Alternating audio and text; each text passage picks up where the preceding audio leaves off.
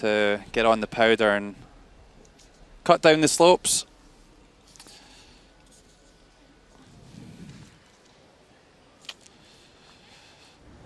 And it's a misty morning here downtown as well. But luckily we're inside in the arena for the third session of this ZEN-NOH World Women's Curling Championship 2015. Featured game this morning. Sweden and Japan both in search of their first win this week at the Tsukisamu Gymnasium. My name is Logan Gray, and alongside me, Kenny Edwards for this morning draw.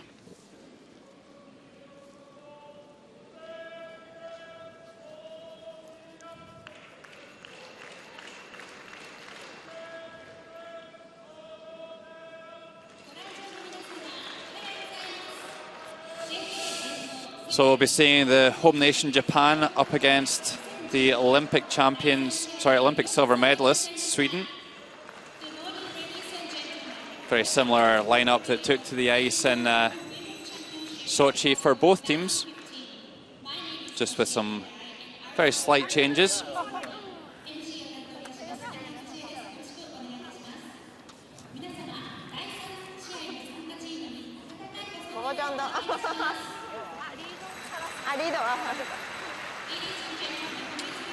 And we've got a good crowd in here once again this morning. A full house anytime the Japanese team taken to the ice this week. So let's take a look at the teams. Swedish lead and skip player, Margareta Sigfridsson. Second player, Sarah McManus. Third player, Christina Bertrup. And the fourth player, Maria Prutz. Alternate, Sofia Mobergs. And the coach, Fredrik Holstrom. Then the Japanese team, Anna Omiya, playing lead. Second player, Kaho Onodera. Third player, Sayaka Yoshimura. And the skip, Ayumi Agasawara. Rina Ida is the alternate. And Fujimiki the coach.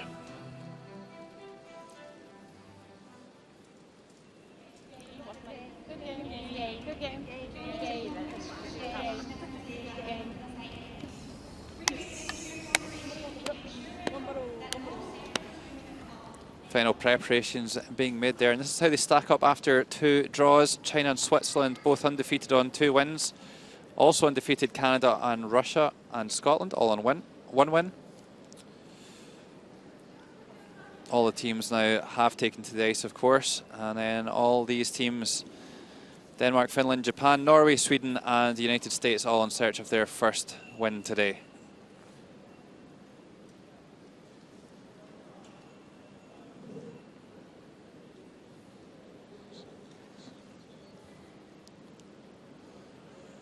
Well, just the 2 games on the ice for this 9 AM draw. And just next door, Norway and Russia, and we'll be trying to provide you with updates along the way of their progress.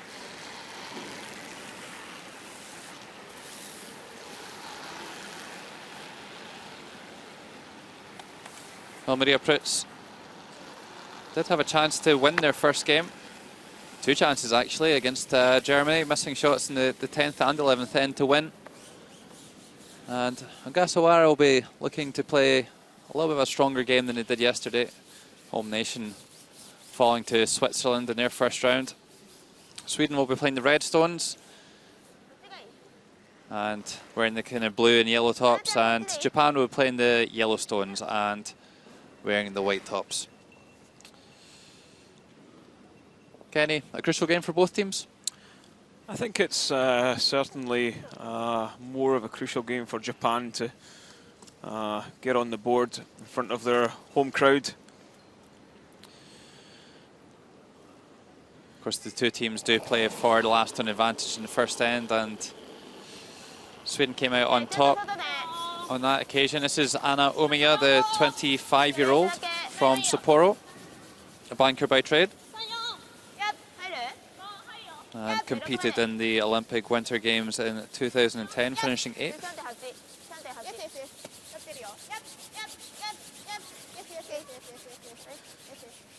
And I actually played third at the Olympic Winter Games in Vancouver, so versatile player to have in at lead.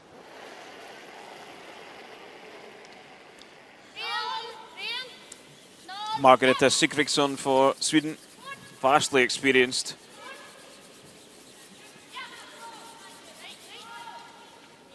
Does play lead stones and calls the game. It's something we've come to see from this Swedish team over the last 3 or 4 seasons. It seems to work for them.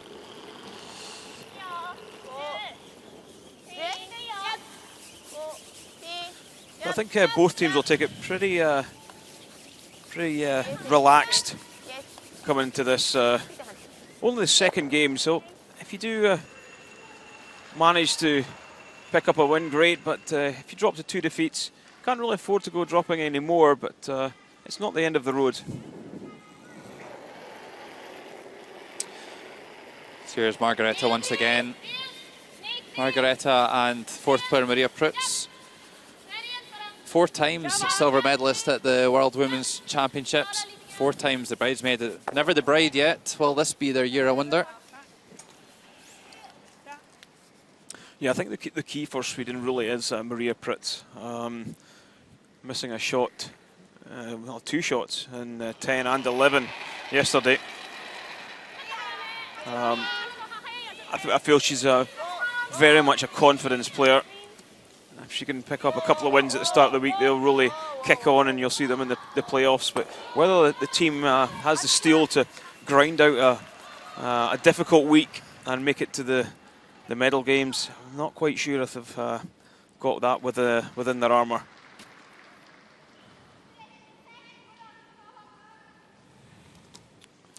So Sarah McManus, change of lineup for Sweden at this World Championship. Maria Wennerström not here this year.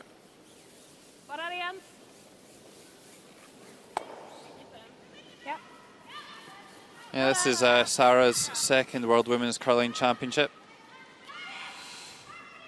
Was the alternate in St. John last year, stepping into second this year.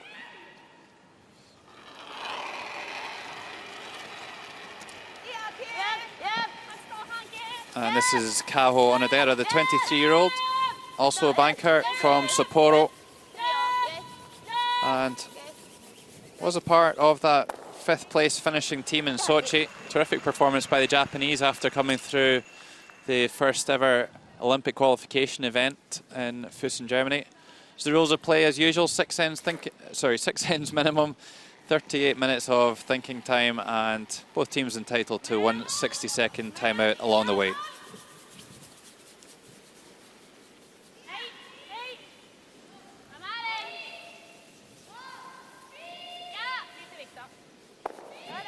Yeah, so not too much going on in this first end, and it's something you probably would see from both teams that have dropped their first game. Just trying to find their feet, really.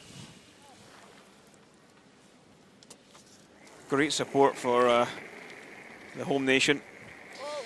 Yeah, here's their third player, Sayaka Yoshimura, the 23-year-old.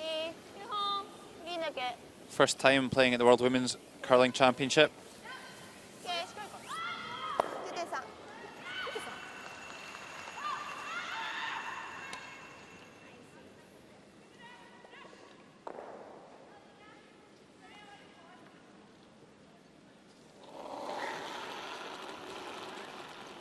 And Christina Bertrup, long-time third player on this distinguished team. Yeah, you'll probably hear Christina being called Nina throughout the game. Of course, that's her nickname.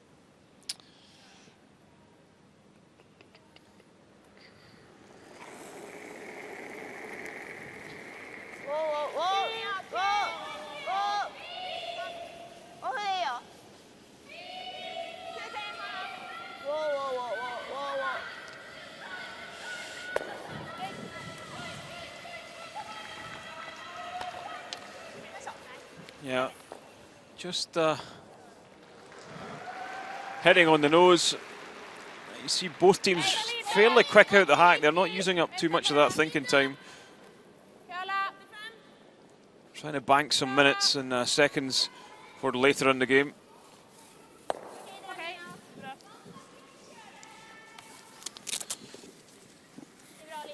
Well, there are the clocks in that thinking time, so only a minute used up by both teams so far.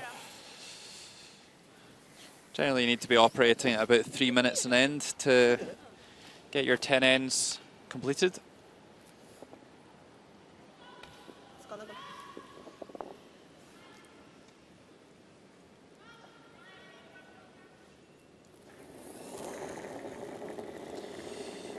Ayumi Ogasawara, the 36-year-old skip for Japan.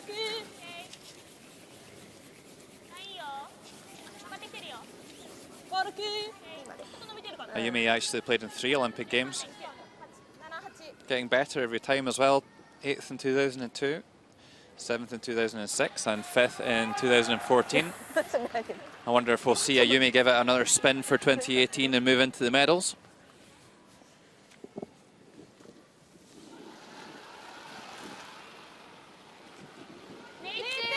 And here is Maria Prutz, the 38-year-old Swedish 4th player.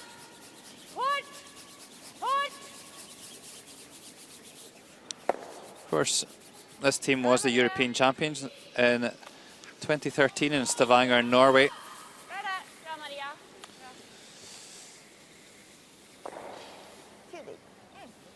And Maria and Christina, both full-time curlers, able to train full-time in their quest for success at international level.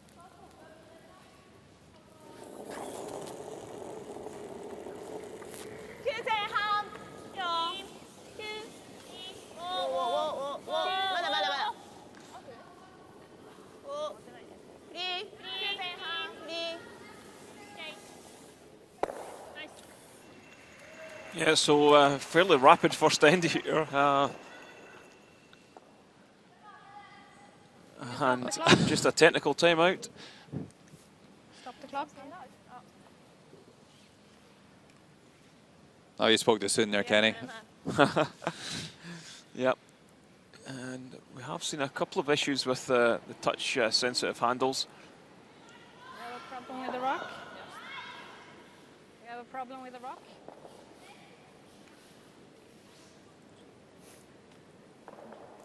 A little surprised they don't actually have an umpire down this side of the ice pad.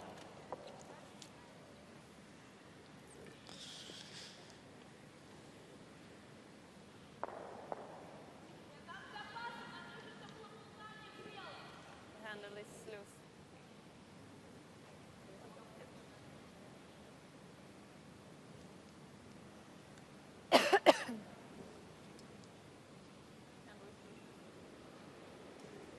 So, just a bit of questioning of what's... Är den lös?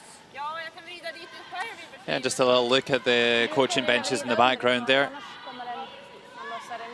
There's Pia Lindholm on the right-hand side, 3-time world champion, national coach for Sweden. And his opposite number, JD Lind, on the right-hand side there.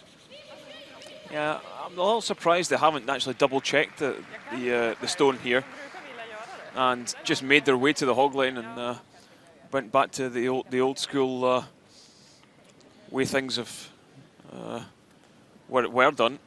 Just observe it. Well, we did have a similar situation yesterday, Kenny, and we would have liked to see it be addressed a little bit more efficiently. And yeah, it's not really being done so today.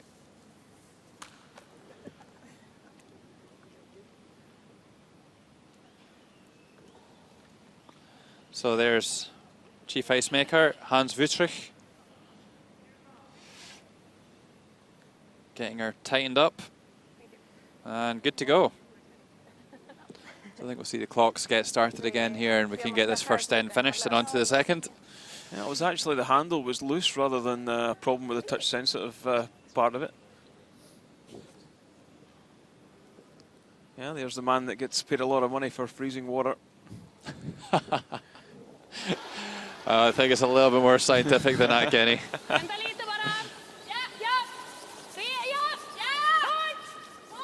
And has that long wait forced a mistake from Sweden? It hasn't. Maria Prytz hits and runs and blanks the first end.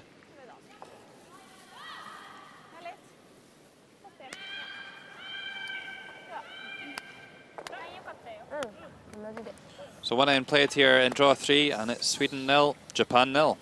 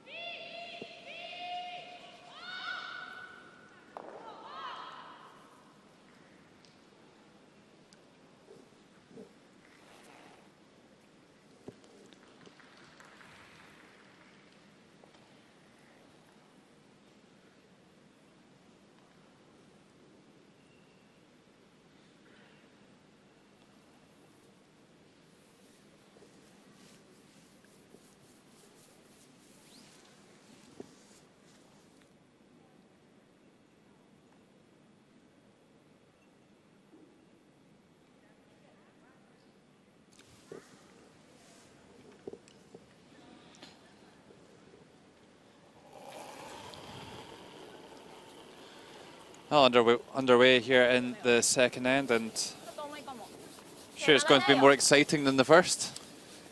Yeah, it'll be interesting to see if Sweden go the corner guard route, or they just continue to play the takeout game and keep it simple.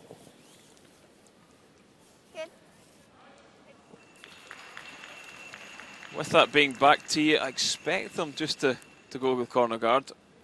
Yep, that looks like what they're going to do.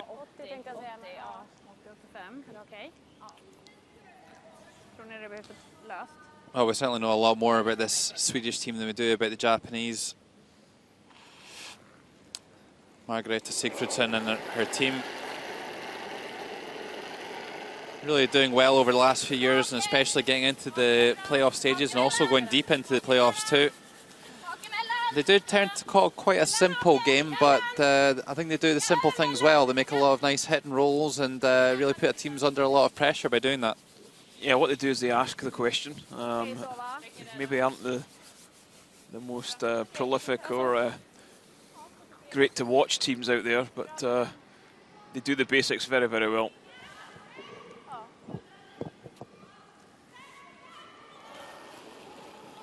There is the master tactician.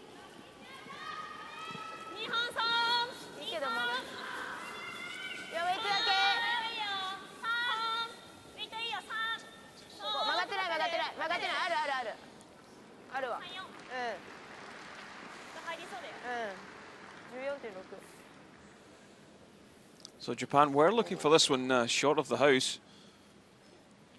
but that one just drifts a little bit far, and Sweden will be able to play the takeout, maybe roll in behind. Don't think they're too worried about playing the double.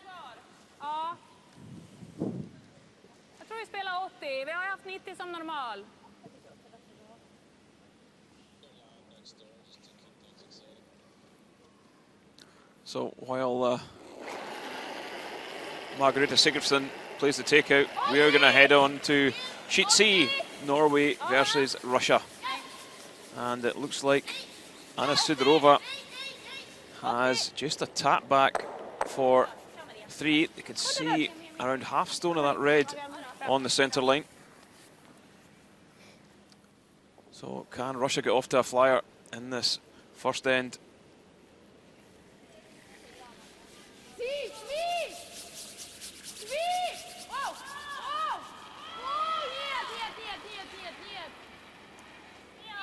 Have they overswept this one? Have they got enough of this red? Certainly got enough of the red. Has it hung around? And it is a score of 3. And a great start for Russia.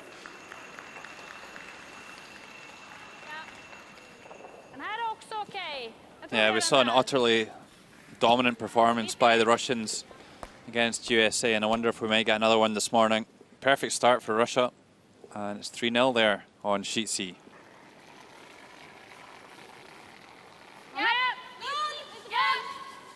Yeah, so Sarah McManus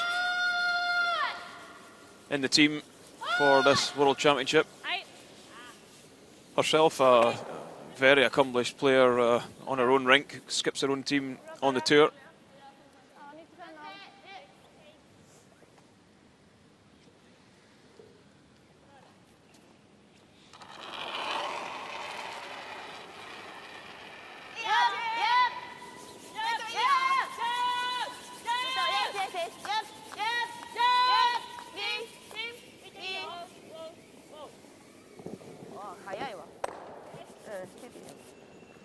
So does enough to hit and stay in set 2.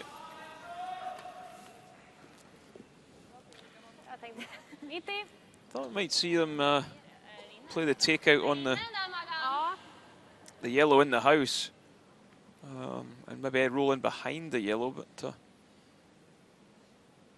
yeah, it's still early in the week though, Kenny, and we did say that we expect this Sweden team to not take too much risk.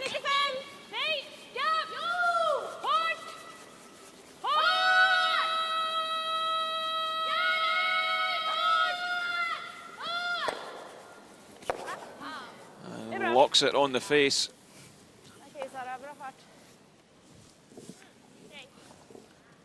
And although that red isn't in play, top of the 12 foot, it's one that Japan have got to be a little bit wary of. Yeah, absolutely, Kenny, but at the moment we've got a nice opportunity to come around it. Certainly don't want to under-ice this shot. So there's the Japanese hog-to-hog clock at the bottom corner of the screen. Gives an early indication of how fast the ice is running. When it's up to speed, we're looking for around 14 seconds.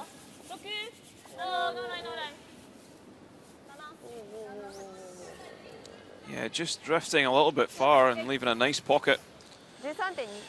So 13.5 seconds between the hog lines. Just a little bit too short a time, a little bit too quick, and that would indicate this stone's running too fast and will travel further. And that one just drifts a few feet too far. But the ice conditions probably just about up to speed already.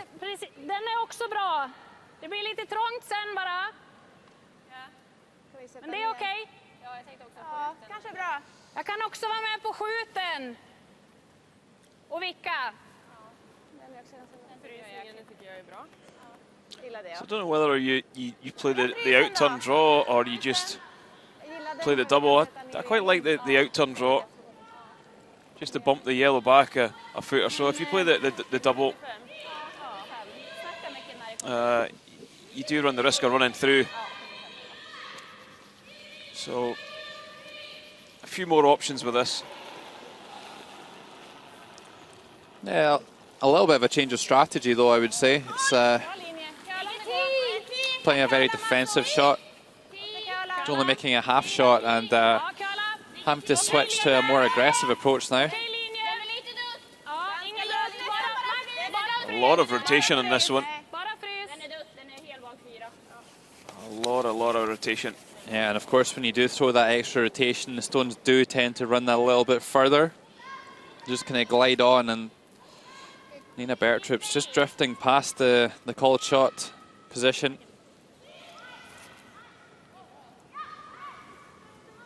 So quite a nice opportunity now for the host nation. pile another one in there. Yeah, just something we need to keep an eye on. Stina Bertrub, if was that just an error, or is that the way they're throwing the stone? See the rotation on this Yellowstone. Only 2.5 turns to the top of the house, whereas it was about 5.5. And it's got a really nice finish in there, right into the top of the 4-foot, and the home crowd duly give it some applause. Yeah, absolutely. The home crowd, something to shout about there. There's Fredrik Hallström, the Swedish team coach. Knows his team has some work to do here in the second end. Stina Bertrub usually pretty good with these shots. Yeah, just popped that one a little.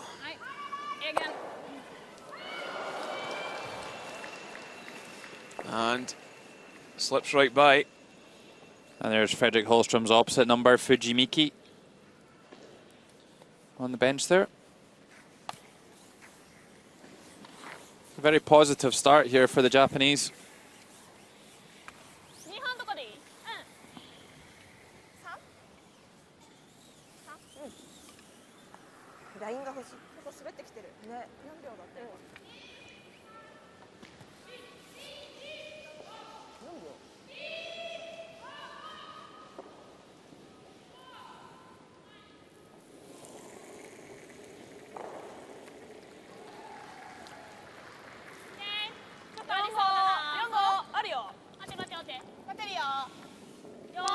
Well, no points for being heavy here. Yeah, Supers are standing back as if it is a little heavy.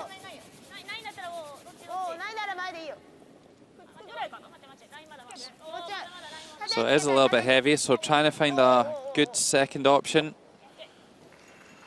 And actually finds a really nice spot, because the way the stones are lined up, it's probably going to drive back onto the red in the back 8-foot. Om man ändå ska försöka öppna upp lite och slå den där, så kommer den vara kvar på 4-fot. Ja, precis. Ja, alla kommer vara kvar i bot, men den där kommer vara på 4-fot.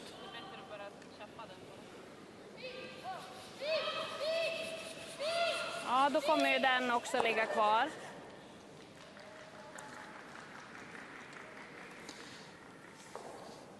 So Kenny, it doesn't look too spectacular in there for Sweden at the moment.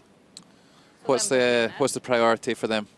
Well, I think the priority for them now is to make sure that they are the team that score. By actually driving the top yellow back, you're only really getting rid of one yellow, possibly two at the most. Yep. The key is really ask Japan to play a shot.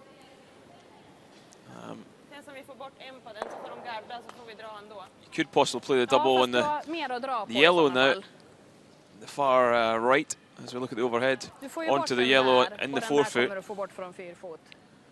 and force Japan to chase you. You've still got the left-hand side to draw with, and you're only drawn against one. If you try and nose this and don't get it right and set the angles up wrong, you could be playing against 3 or 4. Ja, precis. Men du kommer inte ha den framför.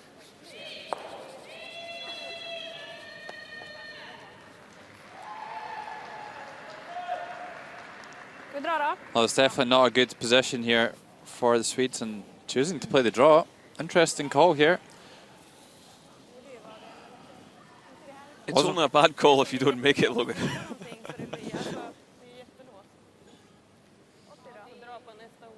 Yeah, it's a tough shot here for Maria Prutz.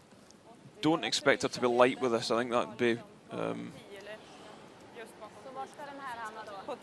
what our team will be saying. You know, you could block your route in, your path in with the. Yeah, absolutely, Kenny. If you're short at all here, you could be looking at a massive steal. So, see how this goes for Maria Prutz. probably taking a little bit tighter ice than they would expect, even if they rub off the top one. Kör va? Linjen är bra. Lite lång kanske? Nej, inte lång. 10. Line's looking pretty good at the moment, though. Frys! Ligger där. Ligger där. Oh, just 6 inches too far there for Maria Prutz. Great effort though, and lying in second shot position.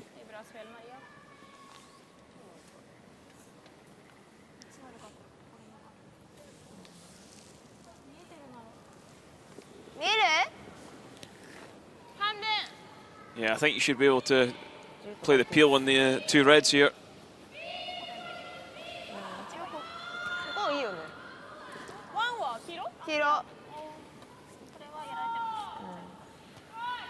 Looking at the threes.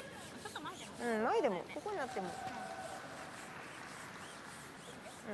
think the probably easier shot would be the peel.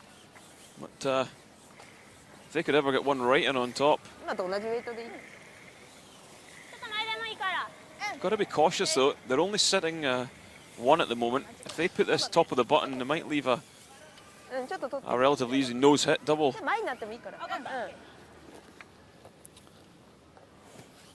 Well, to be honest, Ken, even if they were a little bit short here, they throw a guard. I don't really see any shot for Sweden to score here. Certainly nothing straightforward anyway. Nice chance here though for Ayumi Ogasawara. Try and throw one just to the top of the pot lid.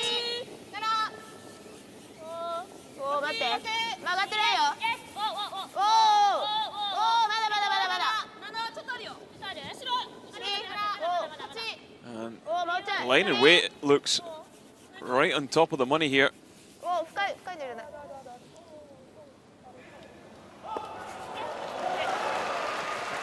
But just a little bit too heavy. And I'm sure Sweden will just be able to come down and rest against that for their single point. So close to being a perfect shot.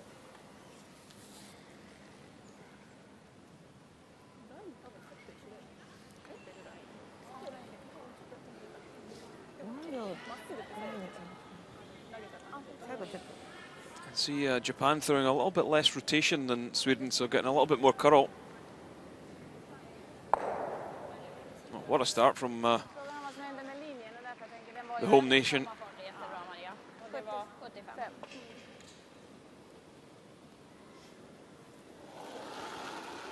It's a final stone of the second end for Maria Prutz. Just looking to drop to the face of this yellow stone. Sweepers are really working hard on this one. They do have backing though. And this is going to over curl.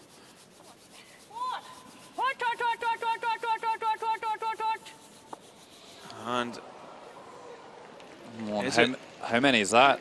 2, I think? Yeah, I think it's 2. Yeah, it's a steal of 2. And just as we said at the start of the game, Maria Prutz, very much a confidence player, needs to play a couple of shots early on in the game. Missed a couple of shots yesterday, and is that playing in her mind here? So it's Japan who take the early lead, 2-0 after 2 ends.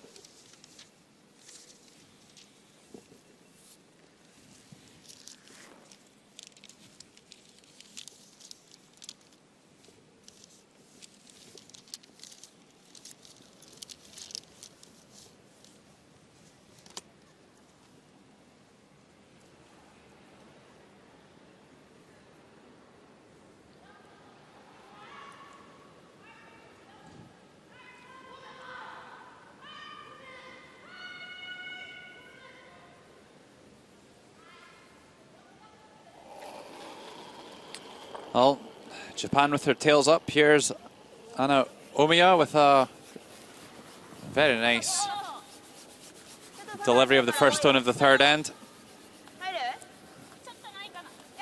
And a big steal of 2 in the second it was for Japan. And potentially, Kenny, Sweden not really sticking to their game plan there. No, a couple of missed chances and a real mistake from Christina Bertrup, but really put them under a bit of pressure. But I've got to say, Japan, though, they played a really nice end, didn't do anything wrong, really.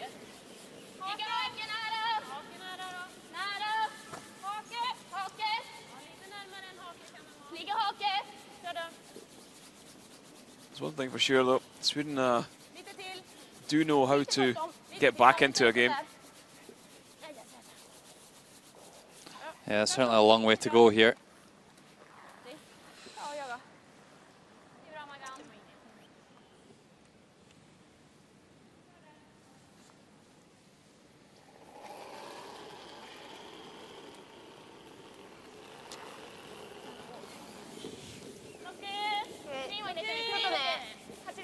Just looking at the technique of the Japanese team, it is technically very, very good. The release is nice and clean.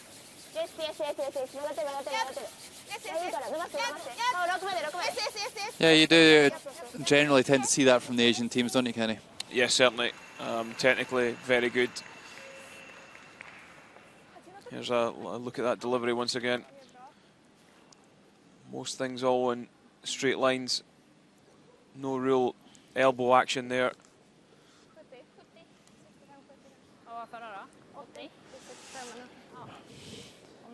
Yeah, it's always technically the Asian teams tend to excel, but still learning the game a little bit from a strategic standpoint. Slightly newer countries to the sport.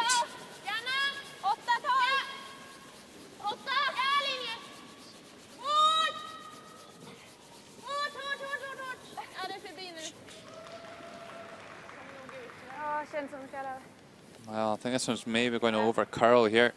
Yeah, it's probably hitting the open side. Just next door, and the only other sheet in play this morning on this 9 o'clock draw. Here's Kristin Skazlian, the Norwegian skipper, after giving up 3 in the first end. A tricky shot to score here in the second. Yeah, looking to play a tap back, possibly for 2. And this one just over curled, and steal of 1 for Russia. Score now 4-0 for Anna Sidorova.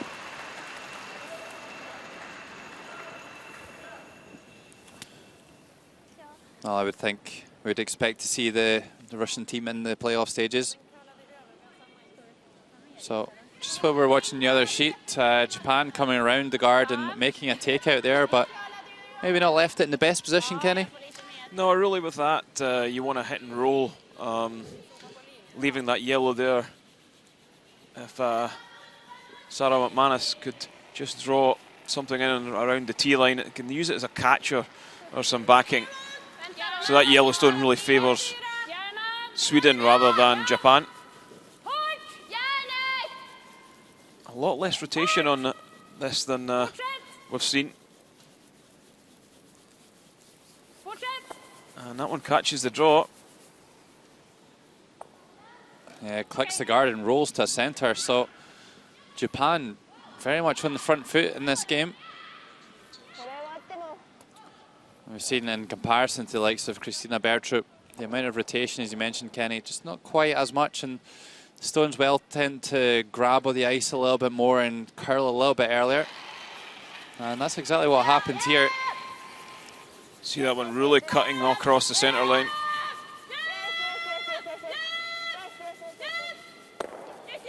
Well, choosing to peel the guard, takes off one side and rolls to the other. A slight improvement on the situation, but not much.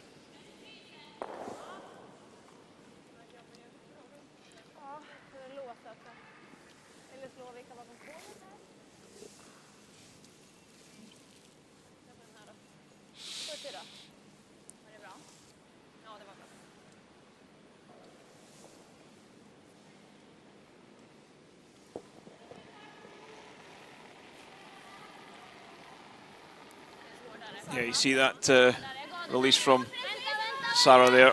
A lot more rotation on this. Just trying to correct her release from the previous stone.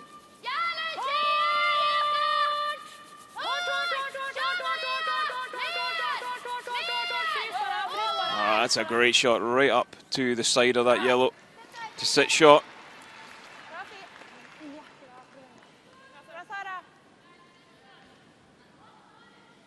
Yeah, and that's maybe something that Sarah will have to work on coming into this team, who do generally throw a lot of rotation, just to kind of bring her line in line with her teammates' rotation and throwing style, just for consistency, to make it easier to ice the players.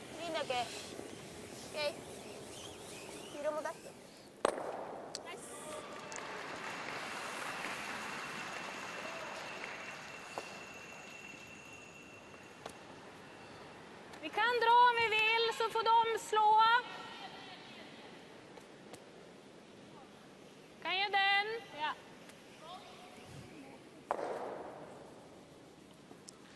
So that was Yoshimura just removing the red and yellow, opening things up on that left-hand side of the sheet. 90.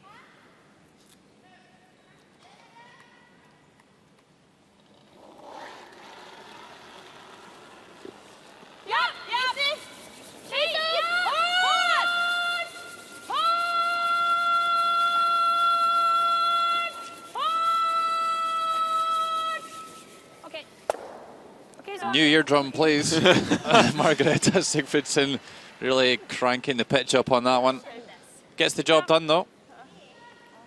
Yeah, just here's the top one. Well, here's a replay, thank you, without sound. And the sweepers managed to just miss that front yellow and hit it on the nose. Really, really tight.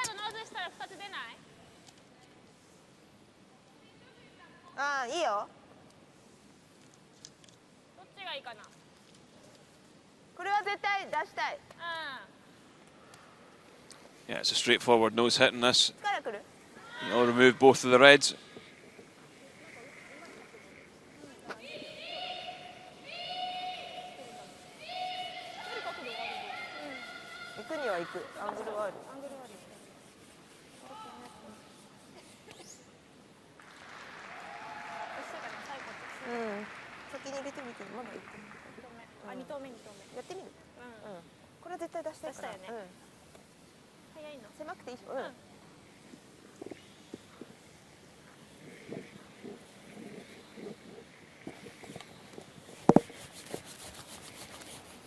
Sayaka Yoshimura just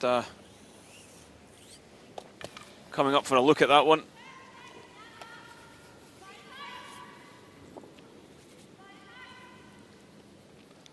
Think it's beneficial, Kenny, to sometimes do that when you're a thrower? Sometimes. I don't think it's beneficial to do it all the time, but sometimes the skip just needs to some reassurance of the shot they've called. Nice shot. Removes both reds and sits on the centre line. And again, the crowd showing their support.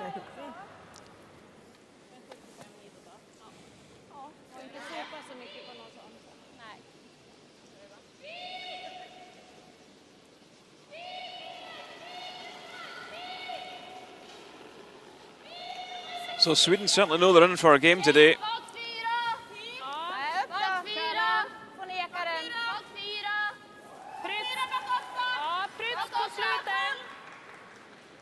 And again, Stina Bertrup, this one not curling at all. And this one is heavy as well. So, not firing on all cylinders this morning.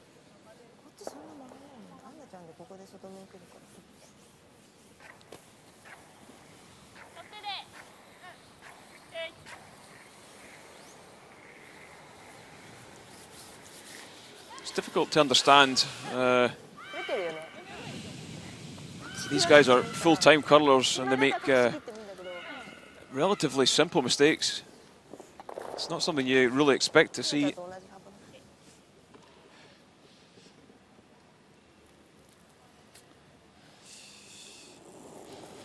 Well, options here. You could throw a long guard or you could hook one right round in behind. The problem for the Japanese here is that if they do come around behind, then the stones are going to be reasonably close together, so it should be pretty easy for Sweden to spill a few.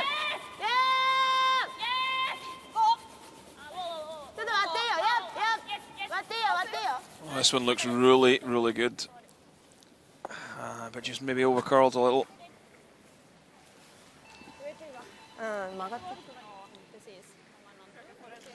So there you see the overhead, that there is a simple double, but the run back on the yellow back to the red is very short. So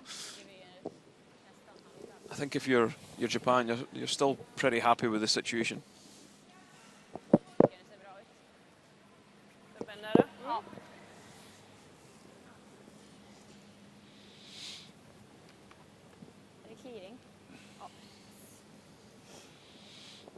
I'm just going to try and squeeze this one by the guard and rumble these two yellows at the front of the house. Don't think Sweden will want to fall any further behind here, so important that they make a score here in the third end.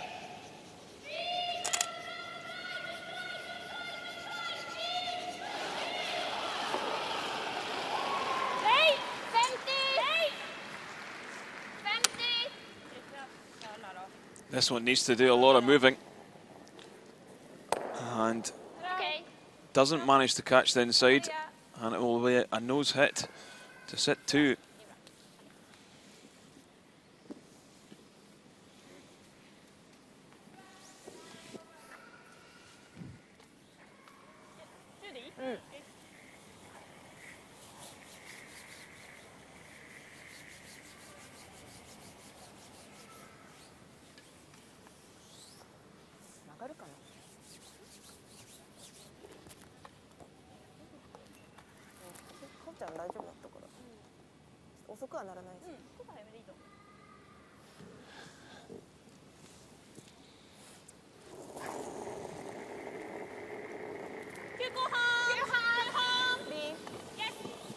So looking to peel the red out and set 2.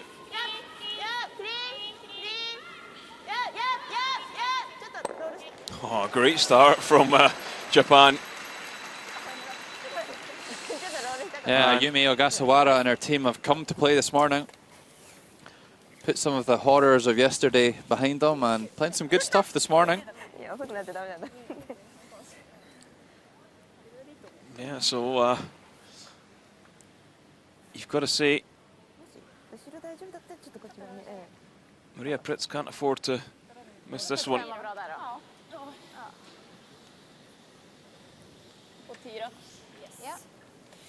Well, you certainly wouldn't expect a player of Maria Pritz's class to be too far away with this one.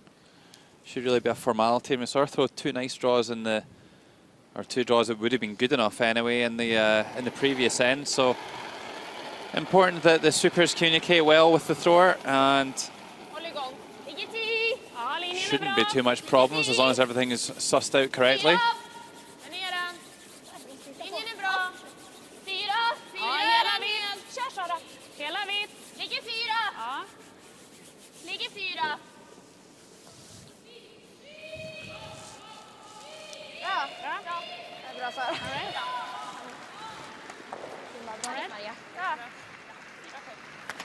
Lovely draw there. Gets a score on the board. And it's all Japan at the moment. Sweden really needing to turn the tide. And after 3 ends, it's Japan 2, Sweden 1.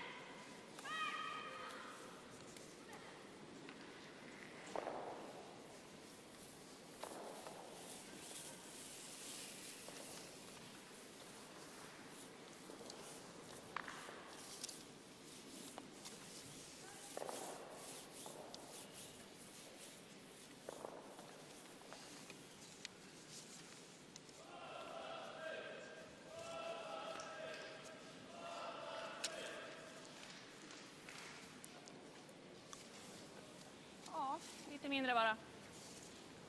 75. 85.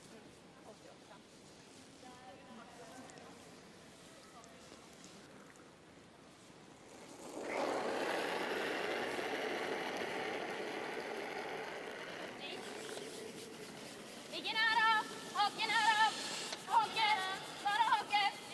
So if you just joined us, you're watching live coverage from the ZEN-NOH World Women's Curling Championship 2015, coming to you live from the Tsukisamu Gymnasium, Sapporo.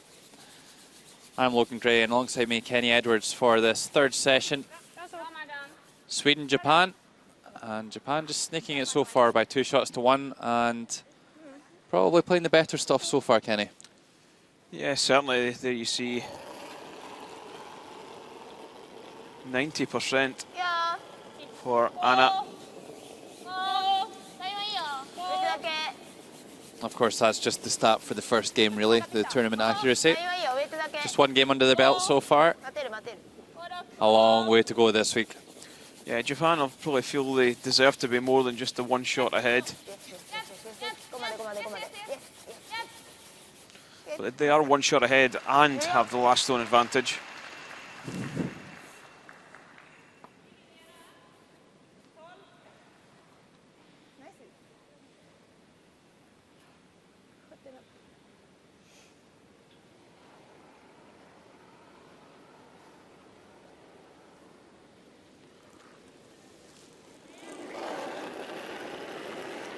So Margareta Sigfridsson, 89% also.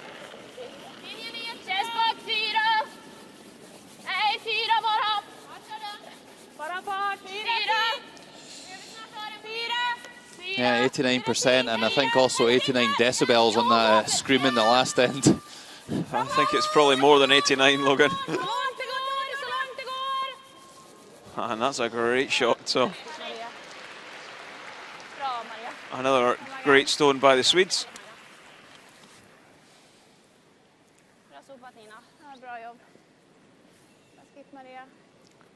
So while Sweden and Japan do battle, we'll take a look at Norway, Russia. Norway trailing by 4, looking to try and get on the board.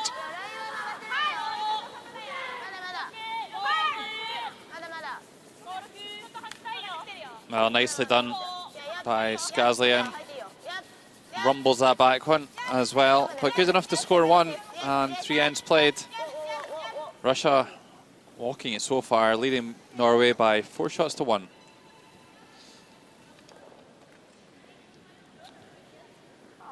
Lite insida. Det är inte jättekul om de... Det var ju svårt att runda någonstans. Marginal lite kortom eller? Ja. Är det 0 eller? Är det 12 som optimalt? Den, ja. Ja, det är så fall. Ja, 90 är bra. Precis. 80 på 10 där. Det spelar ingen roll. Det är lång väg. Sarah McManus playing 82% for the tournament. 82% for her first game, which of course Sweden were on the wrong end of the decision against Germany.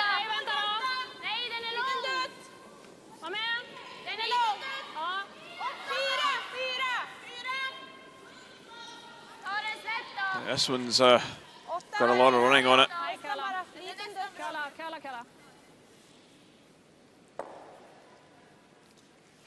Maybe just a little bit heavy. Could have afforded to be a foot lighter with that one. Oh, not too bad though. I think they are in a good enough position that it forces Japan to open up play a little bit here. So we're going to see this guard getting spanked back here.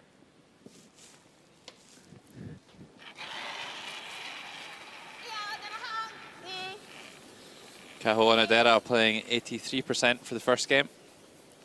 Of course, that was the Japanese team losing out to reigning world champion Switzerland. And that's a really, really nice shot. Opens things up. That's certainly the young second player's forte. Already seen a few run takeouts from the second player. Caught that one absolutely perfect. As good a result you could hope for, really.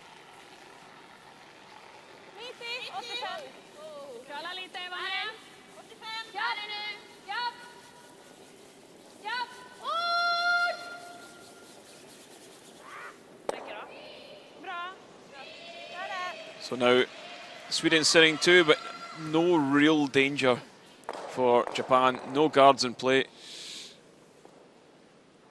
Bra Sara. Bra spel, bra fart det där. Fint. Kacham! Wow, wow, wow, wow. Kacham, wow, wow. Ding. Ding, ja. Wow.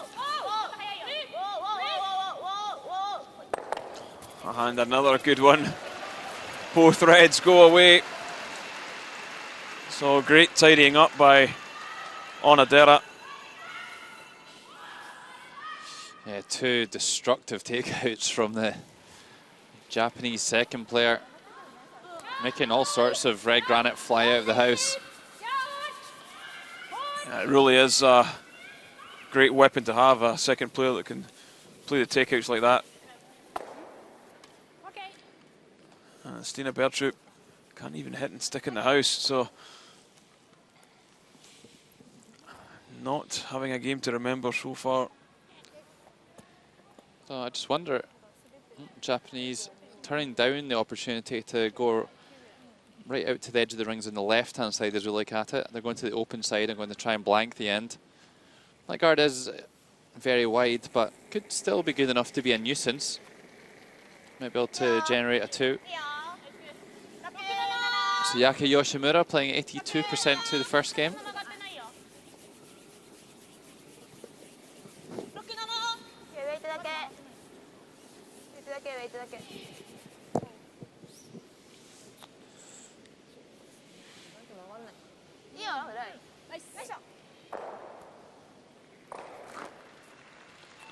All gets the job done.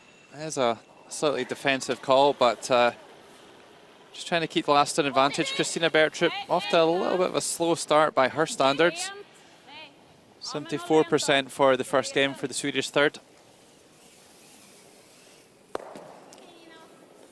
And again, not hanging about. This time I think they're maybe going for the draw round, are they? No, just the open side.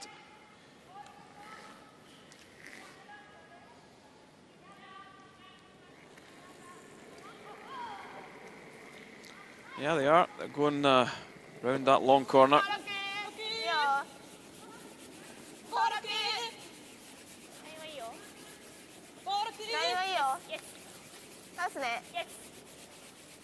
A big scrub required here from Omaya and Onodera.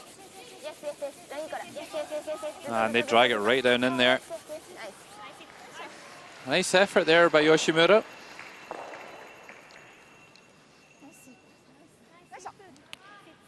Yeah, they might be able to work something off that red that's just sitting close to the barrier. They might stick a yellow on it and then another one on top of that. You might be able to squeeze something into the house.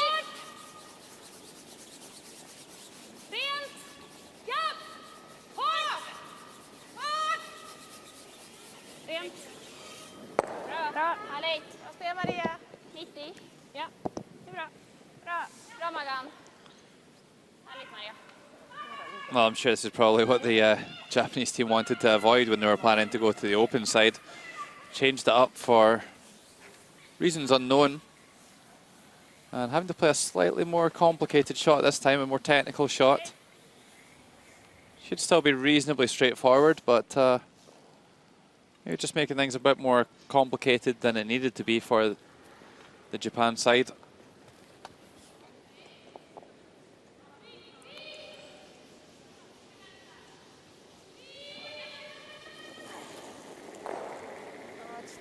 So Ogasawara off to a slow start yesterday, only playing 62%. We saw a lot of failed draws by the Japanese skip yesterday. Seems to have found her feet today though. Oh, that's a great shot. Sticks it on the nose.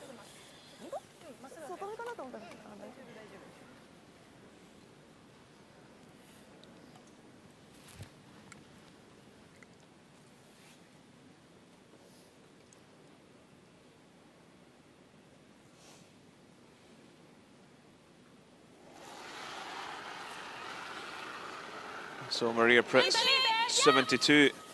Also a little lower than we would expect to see from the Swedish skip.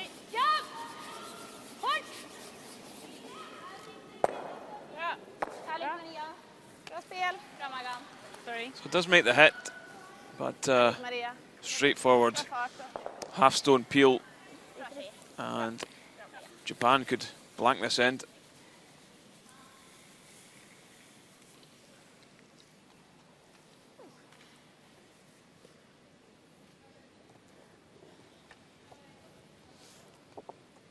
Such a strong start from Japan so far in this game. So here is the final stone of the fourth end. A little bit of hot sauce here from Ogasawara. And seem pretty happy with this one. Nips it off. And the fourth end is blanked. 4 ends played here, and it's Japan 2, Sweden 1. Samma lika?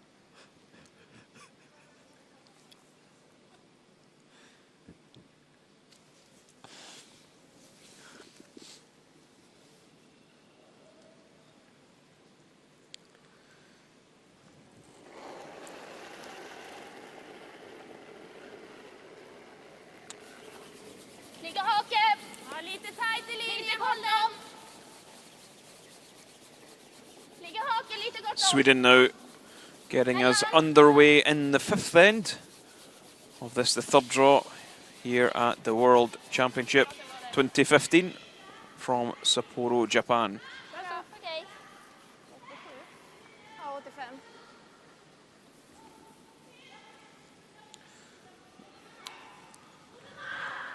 So the centre guard goes up here, and Sweden going to try and force here in the fifth end. Get themselves scoring on the even ends and try and find a way back into this game. Japan very much dictating the play so far this morning.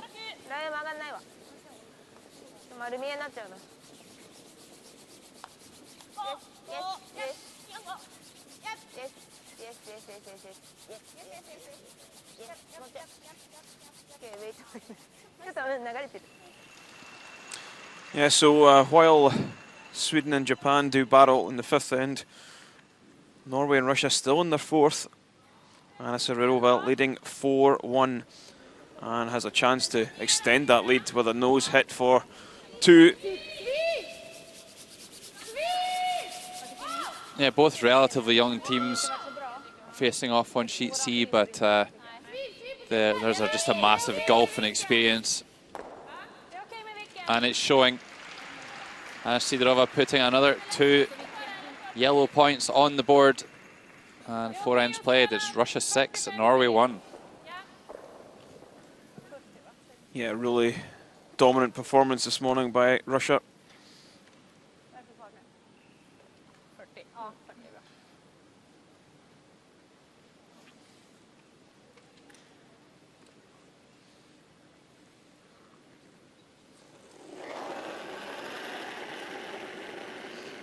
Margareta Sigfridsson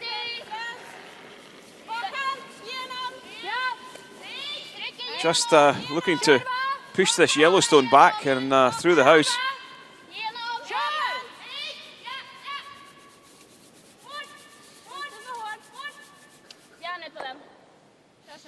So does move it back tee and gets the shooter in behind that red centre guard. Do feel you might be able to come around at battering weight and push the red back tee also.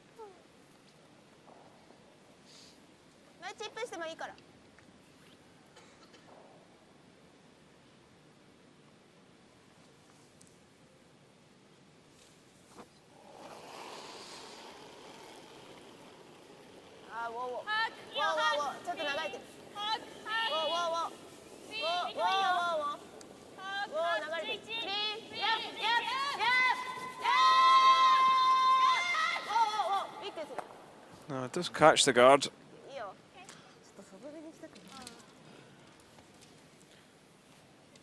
Well, it kind of rolls into that dead zone behind the tee line there.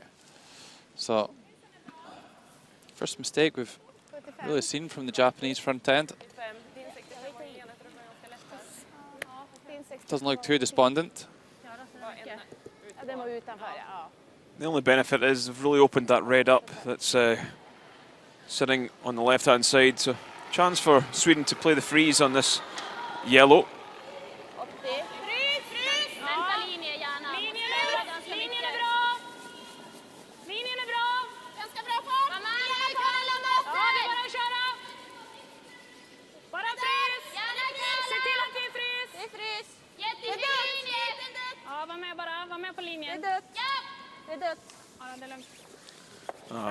Great draw by Sarah McManus.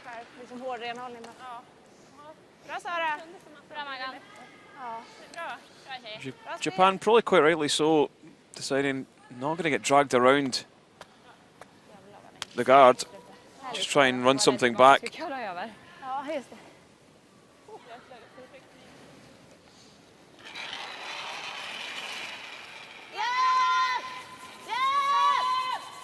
Onodera trying to spill two of the reds.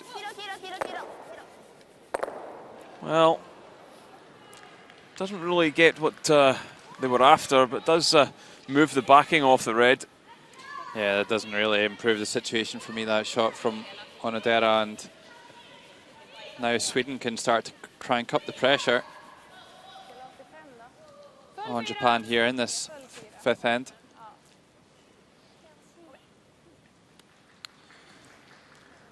Well, some young spectators in this morning. If it was up to me, Kenny, I think we would have Japan playing every draw. Yeah, it's great to see the support for the host nation.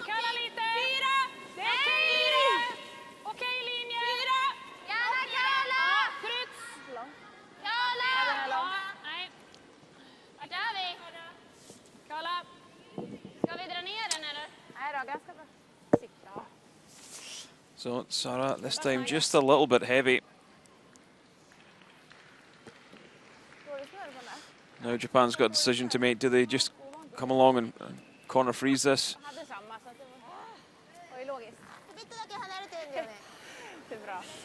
Or do they run the guard in once again? Don't think there's much of a point in running the guard in.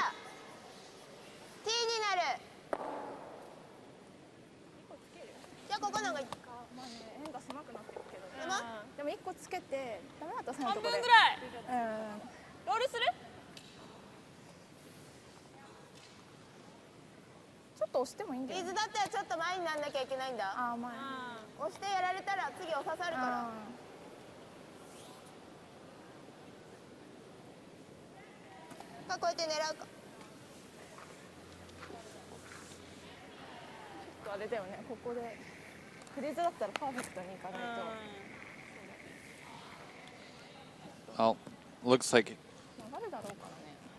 quite a nice little nest just to bury a stone in. Japan could just switch to an offensive style here and make the freeze and try and score 2 here in the 5th end. It very much looks like there's going to be a score in this end, so might as well make it multiple. So there's the bench there, Fujimiki on the right-hand side, JD Lind, the national coach, in the middle, and Rina Ida, the alternate, on the left. JD looked like he was delivering a bit of a tactical tutorial there.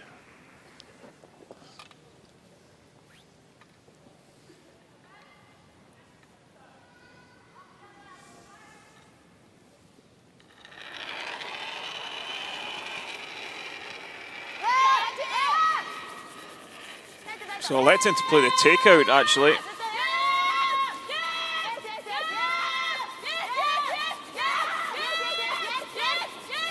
Well, gets by the guard, doesn't make the roll.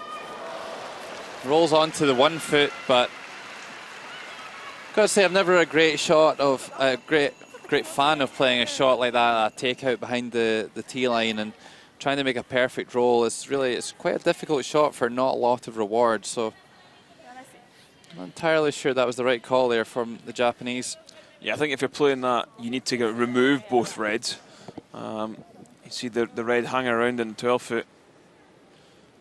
Simpler shot would have just been to come down and rest against them and use the 2 reds as some backing. Well, certainly the shot that would have applied the most pressure to the Swedish team.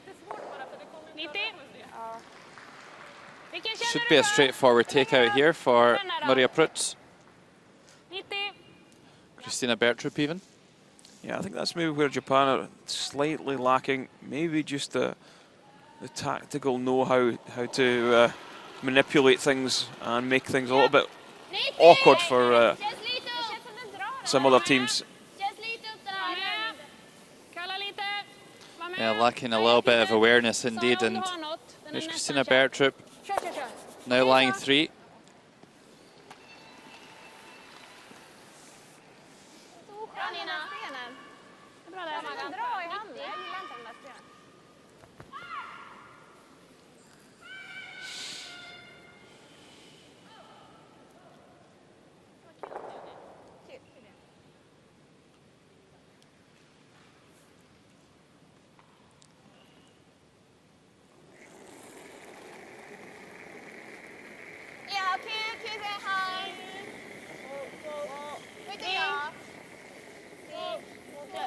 So Yoshimura going to follow this takeout down, try and roll behind the cover. Well, just overcooked it a little bit, missed the line call there. And only lies in second shot. Yeah, but it does drag the play away from that centre line.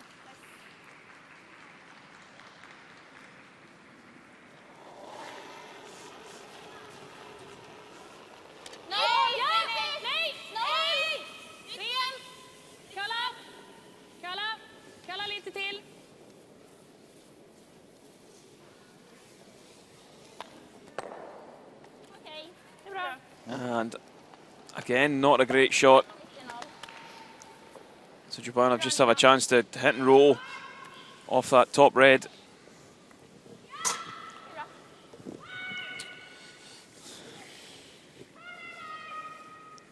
Yeah, I think just the way things have worked out in this end, there never was going to be that threatening an end for the Japanese. Centre play quite wide open, the centre guard quite long.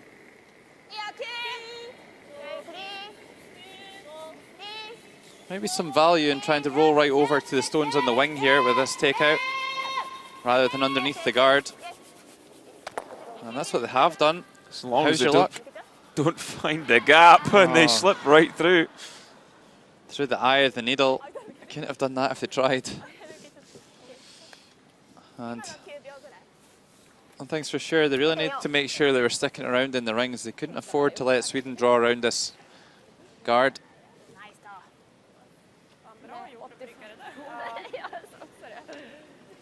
You see it once again. Är det här samma linje som innan? Just finds that gap between the two reds. Really unlucky to do that. Catch it around an inch more or an inch less, you're going to catch something. I think it was generally the right idea though in trying to roll over and try and freeze that wide red. But they really had to err on the other side that they kept their stone in the house in a shot position.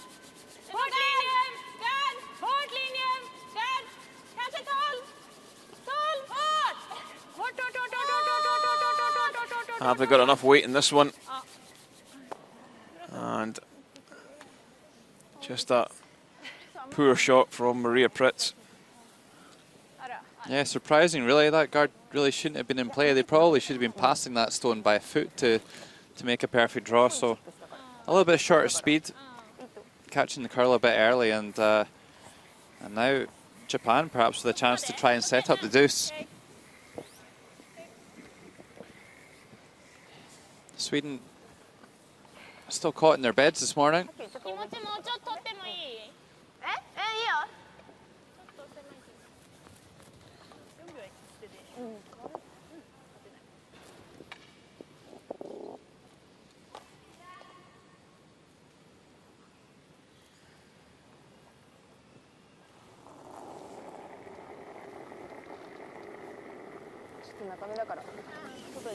Yeah, just looking for this one, top of the forefoot.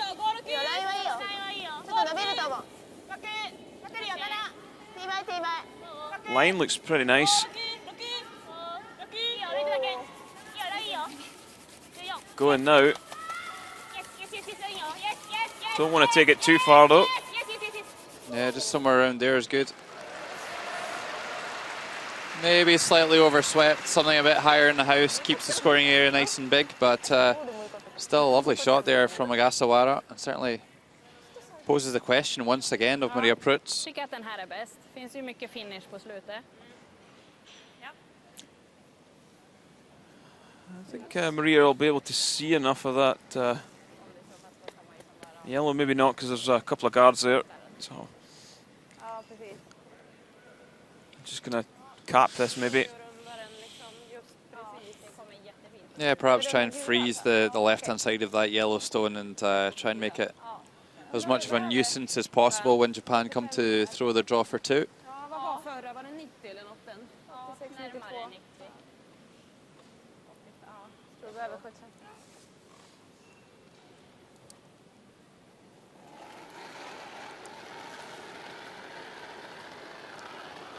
Linjen är bra. Ja, ligger 8-4.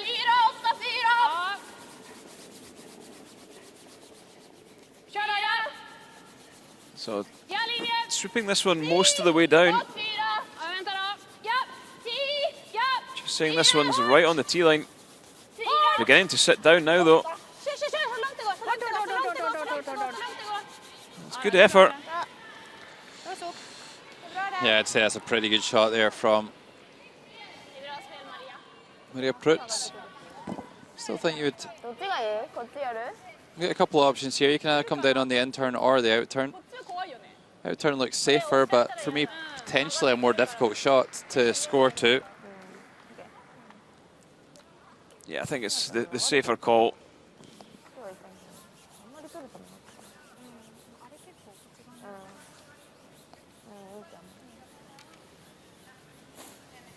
I think if you'd given Japan the 3-1 lead at the fifth end, they would have snapped your hand off.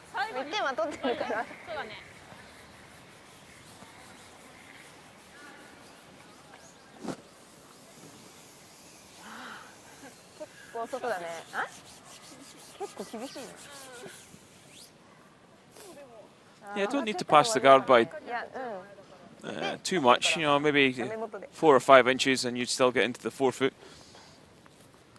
Quite a nice controlled finish on the ice so far this week. So final stone of this fifth end before the teams head into the break. Great chance to extend their lead.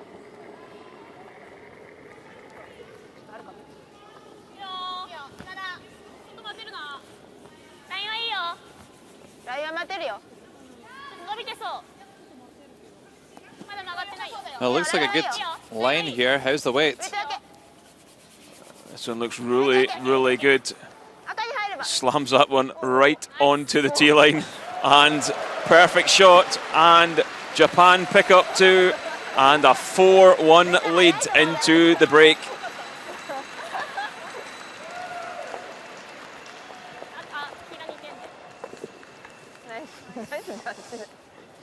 Well, it's all Japan so far. Another deuce on the board in the 5th end, and going to the halftime break, it's going to be Japan 4, Sweden 1. And the teams will take a 5-minute break, and then we'll resume coverage and get the second half underway here in draw 3.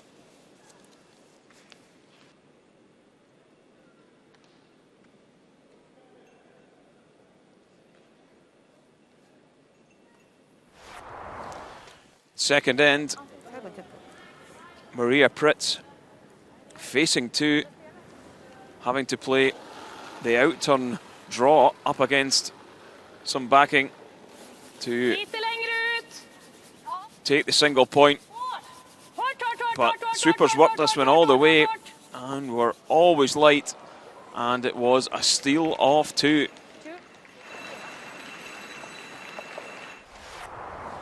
Third end, Japan sitting 2. And Maria Pritz making the T-line draw this time. Narrowed the gap to 1, 2-1, Japan led. 5th end, Ogasawara already sitting 1. Having to play that out-turn draw right round the corner guard. Could she manage to make it for 2? Could she ever? Sweepers just guiding this one right down onto the tee line. And at the 5th end break, it's Japan 4, Sweden 1.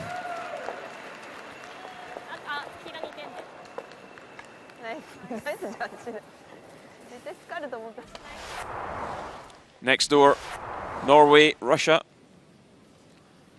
And Kristen Skalsland again being forced to play against countless Russian stones.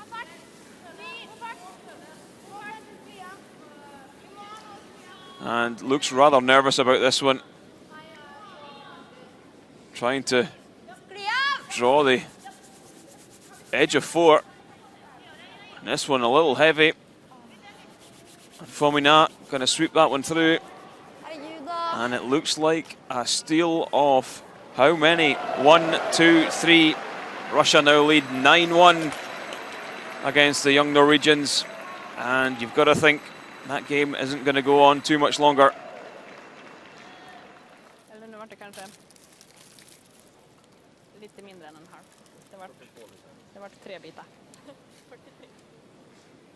Jag tror verkligen, precis som Fredrik säger, för att förstärka det är verkligen kommunikation som vi hör där uppe. Vi brukar höra mer från coachläktaren ner. Ja.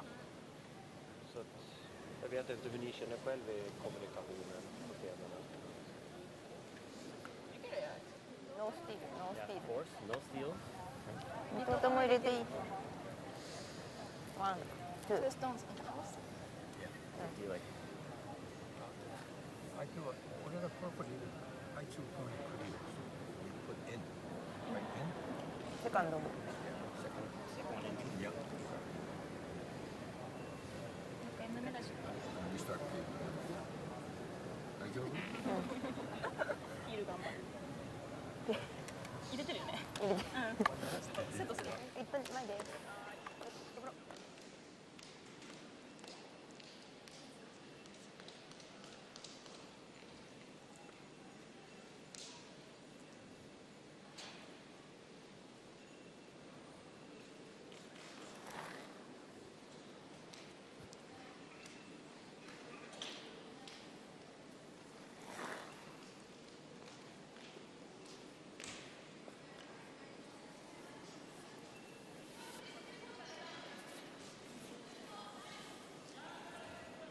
So, stats so far.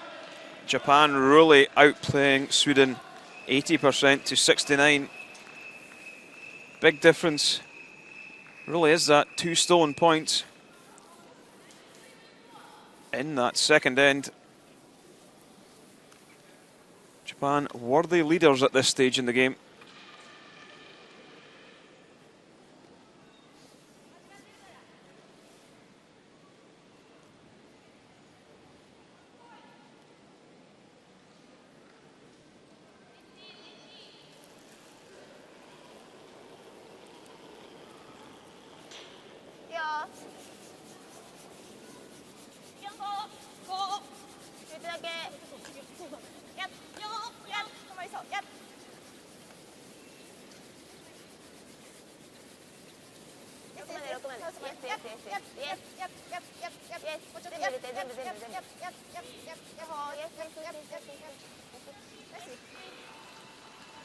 So, into the 6th end, here at the ZEN-NOH World Women's Curling Championships 2015. From the Tsukisumi Gymnasium, Sapporo, Japan.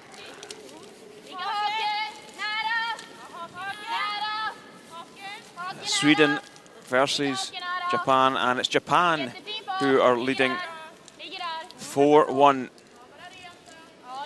Myself, Kenny Edwards, and I'm joined by Logan Gray.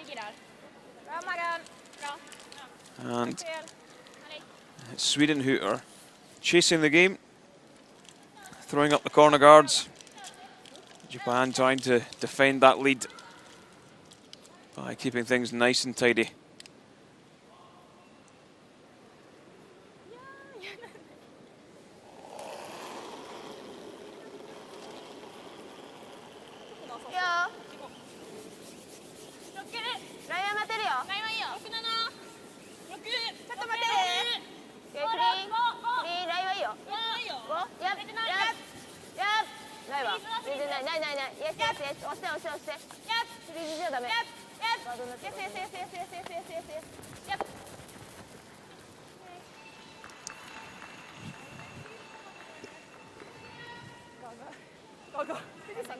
För mig är det okej att runda. Ja. Kan jag få lite till? 70? Ja. Bara 80? Ja. I don't think Sweden need to go completely berserk tactically yet. Key is to getting a 2 on the board to get back into this game.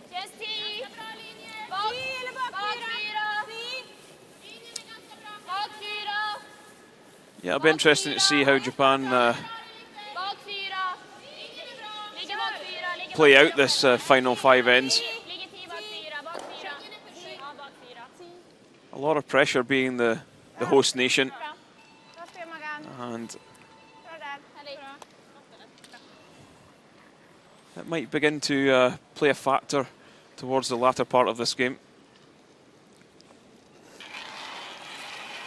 But Kenny, a lot of people might think otherwise, that Japan have a bit of a home advantage, some might say. Would you agree with that?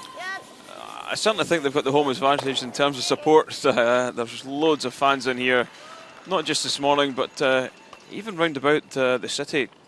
The advertising and the hype about the event has been fantastic. Maria hade lite mer på dig, tror du att det är bra?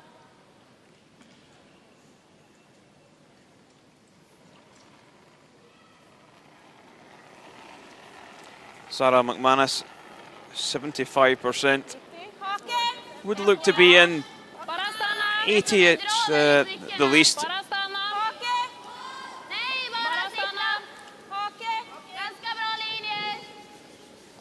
Bara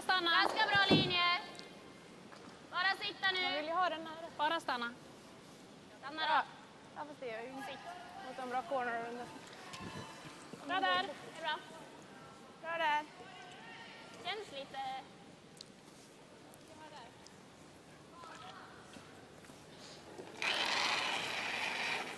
Ja, den här!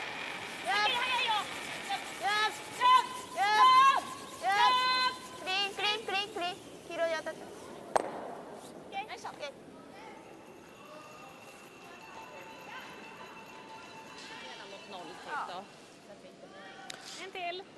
So things still looking pretty good for Japan with the setup. They're sitting one in behind that Yellowstone. And Sweden just going to continue throwing a couple of corner guards, trying to run a few stones down. They'll make a play on the two yellows later in the end. That's something that a lot of teams don't do, is maybe think to run a few stones down. It's not all about sitting two at the earliest point, it's about sitting two when the final stone is played.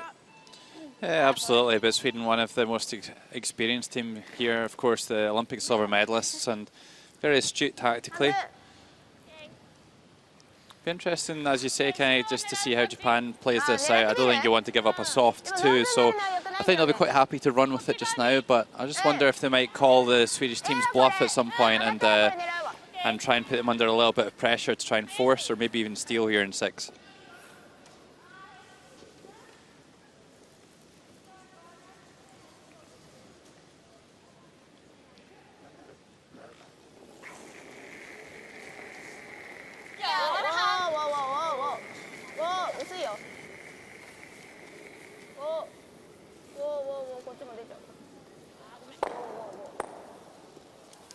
And, well, does crash into the yellow, but not the worst result.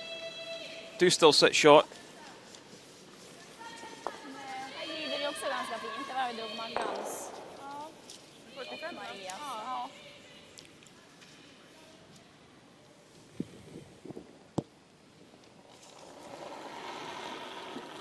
Well, I think that tells a story in itself. Christina Bergtrup not quite at the races so far today.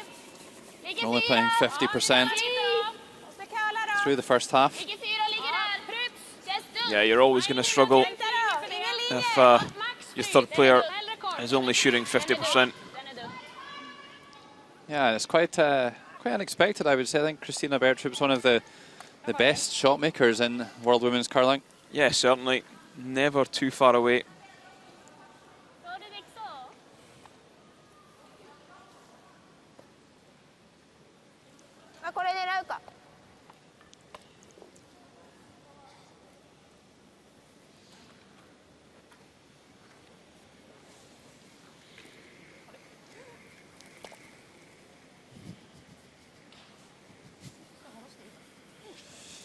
Yeah, once again,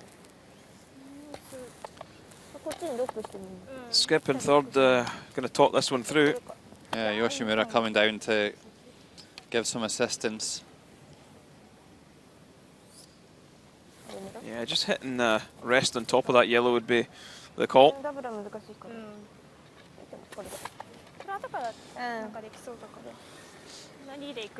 Yeah, they were looking at hit and roll off that stone on the left-hand side underneath the two stones in front of the tee line, but I wouldn't say that's the most advisable call. First, don't want to create any more backing to catch the red stones on.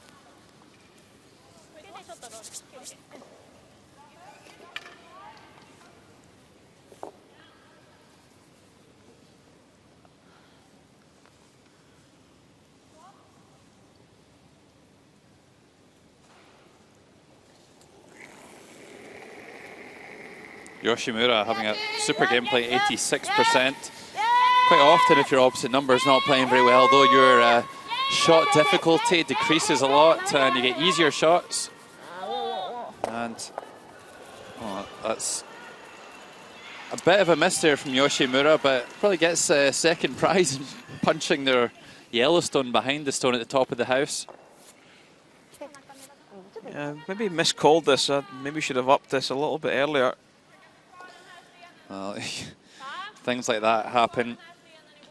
Japan starting to get the rub of the white here, really, and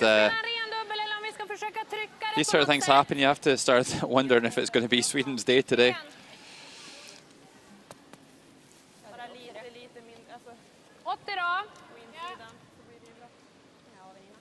Going to try and tidy things up a little bit here and make the double. A chance to redeem herself, Stina Bertrup.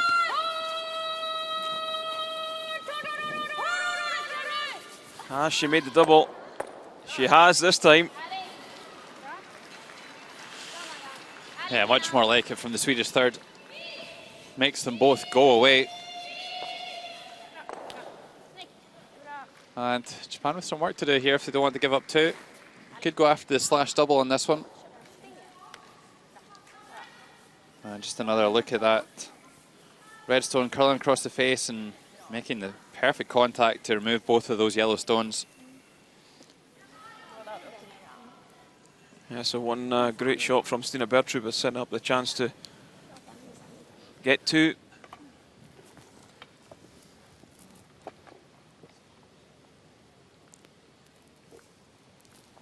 Would you be having a go at the slash, Logan?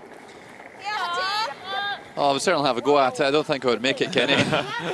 Agasawa are playing 83% for the first half of this game. Good numbers from the Japanese skip. And oh, misses by the faintest of margins. I actually miscalled that one. They thought they'd hit it perfectly. Needed to sweep that one a little bit more. Yeah, I always think with these sort of shots, you want to hit them a little bit thinner than expected, to try and make them at least make contact. And quite often with the amount of rotation on the stone coming through, it'll spin off itself.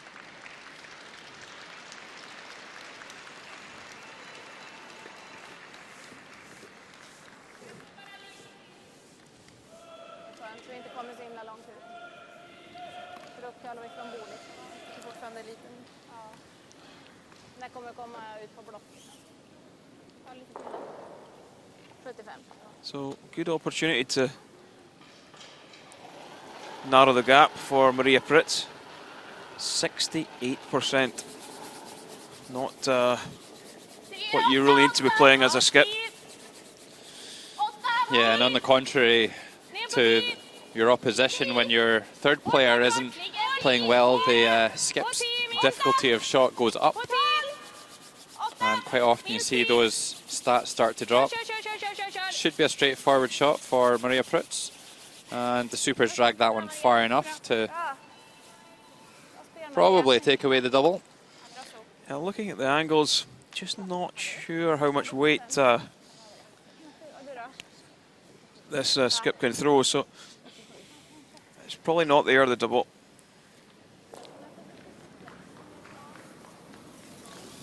But elsewhere, the other game that was on this morning, Russia-Norway. Russia winning 9-2 over the young Norwegian side. So not a great start to the tournament for Norway, but Russia marching on as we would expect to 2 wins.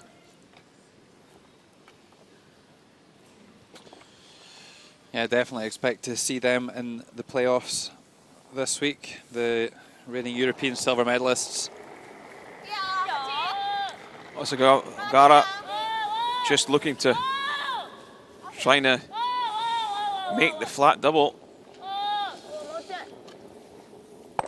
Well, important to stick in shot position and at least make your opposition play a takeout. Doesn't manage to do that, and it will be a similar draw, you would think, for Maria Pritz to put 2 on the board for Sweden and get them back into this game.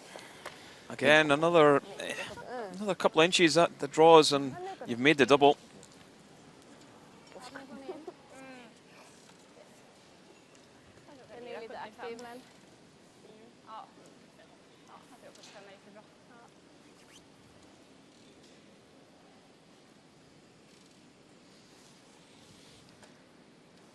So final stone of this 6th end. Maria Pritz just needing fully 12 foot for 2. Well, this one's all about the sweepers. Now, just getting the judge right. And all 3 are in at this one. Looks okay though. Well, they had to go coast to coast on that one, but puts 2 on the board for Sweden. Exactly what the doctor ordered. And after 6 ends, it's now Japan leading Sweden 4 shots to 3.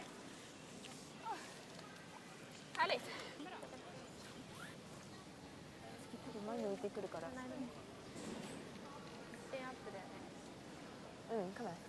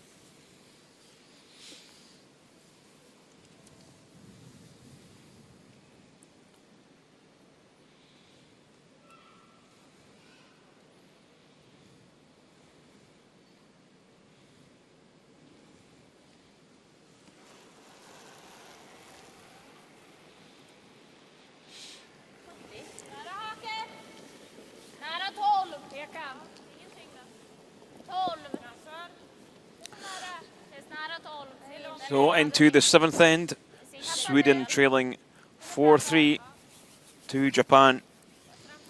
Also don't have that last stone advantage.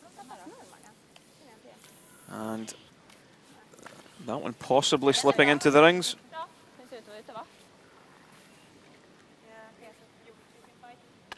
Oh. I think.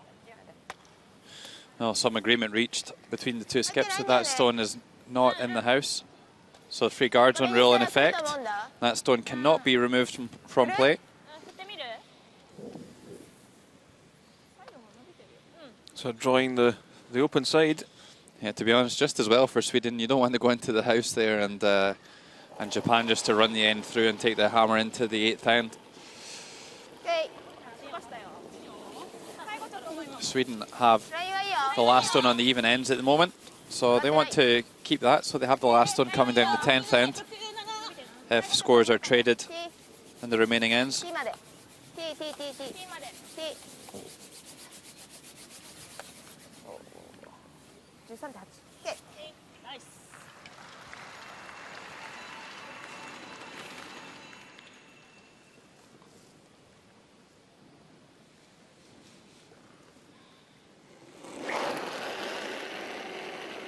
Well, a defensive call here in my book from the Swedes. I would like to see them push a little bit harder here in this 7th end.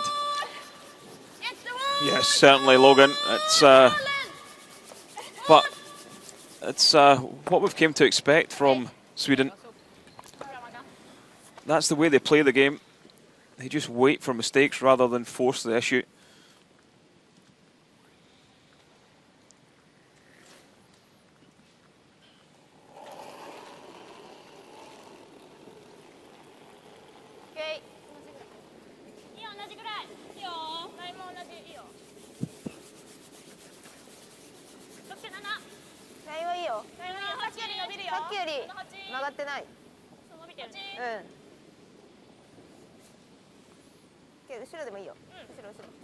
So Japan just trying to keep things clean by throwing stones back tee. And again, Sweden just going to peel that one off.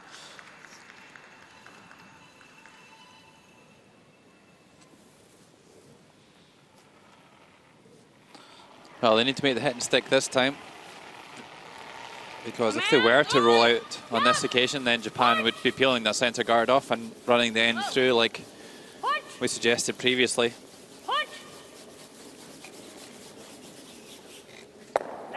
Much better execution from Sarah McManus. Yeah, maybe Bra Sara. I'd maybe elect to just draw up against this. You've just played a couple of draws, you know the weight. That way you might get Sweden to spray everything and you'll get a chance to peel that front one. And if you hit and don't sit, but they have, then Sweden will be round that centre guard. Yeah, absolutely. I think you're right, Kenny, when you said that Sweden are just waiting for mistakes here. They're really counting on them making the hit and sticks, and Japan being the first ones to hit and roll out of the rings.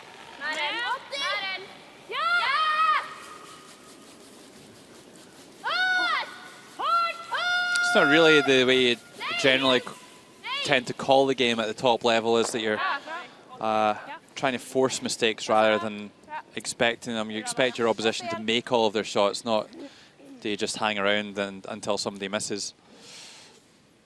Certainly could be putting a lot more pressure on the Japanese here. Well, that boils back to why maybe this Swedish team haven't picked up a gold medal at the Olympics or at the Worlds yet. But they have got that mistake, though. Yeah, what do we know?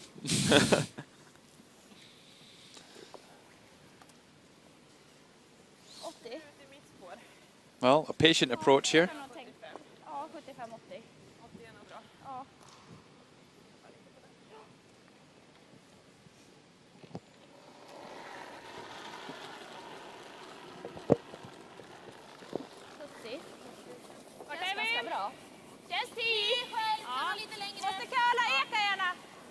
Ligger bara 10. Ja. Fryts på slutet. 4 kvällen. Kommer nu. Bra linje. 8-4. Lite till. Ända på 10. Hårt, kör du. So Stina Bertrup again trying to get around Hårt, kör du. Kom igen. Jobba hårt. that tight guard and not getting fully buried. And I really do believe it's the way she's throwing the stone. Just too much rotation.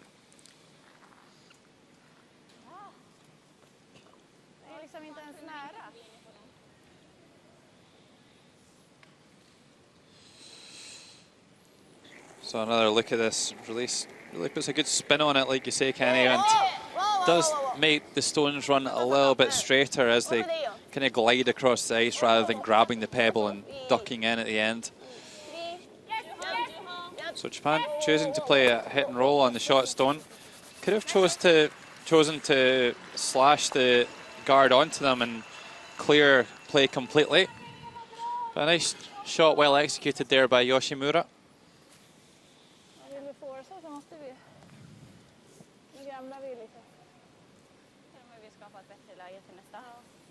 Chappen är väl bra. Inte om vi vill forsa. Nej. Inte då. Det beror på vad vi vill göra. Vi vill forsa. Vi vill ju helst att det ska bli poäng i den här omgången. Då är ju dragningen då. Men chappen är helt okej också. Det om vi vill offra lite mer. Då är den inte okej. So now Sweden's got to the point where they're thinking about coming round the centre guard. So that's the problem with being so negative at the early part of this end. You don't create anything for the latter part, and now they're being forced to play a perfect shot that could ultimately lose them a 2. Tycker ni vi ska ta en time? Ja. Bara höra liksom lite. Time? Timeout called here. And yeah, I agree, Kenny. You would generally tend to be aggressive at the start of the end to try and force the mistakes rather than wait for the mistakes, and then when they don't come, think, oh, we should have probably do something a bit more attacking here, considering we're losing the game. So yeah, it's an approach I'm not particularly comfortable with, but still not out of this by any stretch of the imagination. Det är mer vad vi känner för. Vi har ju farten, vi har isen för dagen. Ja, precis. Alltså det är inget om vi kommer 10 eller lite längre än 10 heller. Nej. Så de får eventuellt dra på. Nu tror jag att de slår, men då kan vi ju slå oss och ligga 2. Ja, precis. Here is Fredrik Hallström, the Swedish coach. Farten och hoppas att man får linje med den andra stenen. Det tror jag verkligen att vi får.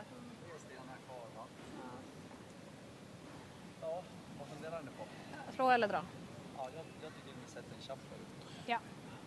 Om det är 0 blir det 0. Ja, det är väl inte säkert. Nej, tycker du vi ska runda på? Och om de chappar tycker du vi ska slå och vi ska inte göra draget på och lämna någon i bot resten av omgången? Om vi chappar nu och de chappar sen, då borde jag ha en mick. Ja. Ja, då tycker jag rundningen är riktigt fin. Ja. Fast det är det jag inte tycker vi gör om vi slår. Det var därför vi tog time. Jag tycker inte det är ett spel för det. Jag tycker inte man kan räkna med att sätta en sån vikt. Jag ska inte döda slag. Men alltså, det är därför med dragningen blir ju liksom ett enklare slag att verkligen gömma och få en force. Då måste vi ha en miss. Ja. Jag tycker också att det är jätteviktigt med ett poäng åt något håll här. Ja. Och då ligger vi jävligt bra i omgångar. Alltså. Ja, det då.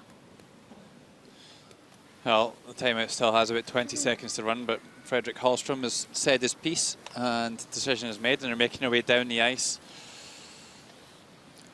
So, for me, I think they need to play the takeout on the wide one. They've kind of made their bed in this end and they just need to lie in it. It's still got to be the same approach they've been adopting all end and just waiting for a mistake rather than forcing one. So. I'm sure this end will be discussed in the post-game debrief with national coach Pia Lindholm. Yeah, but it's obviously the way they call the game, though.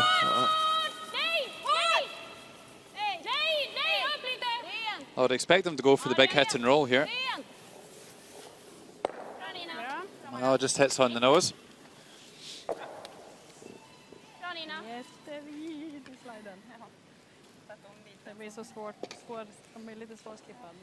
Really was key to keep that shooting stone in play.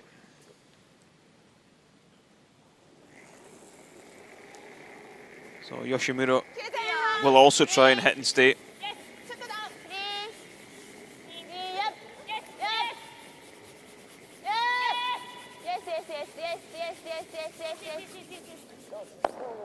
Nicely played.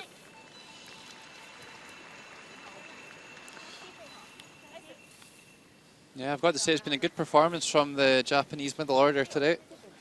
Det är vad du vill.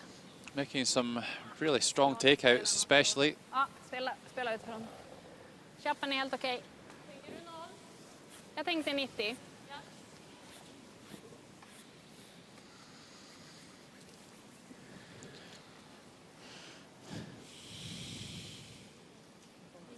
Ja.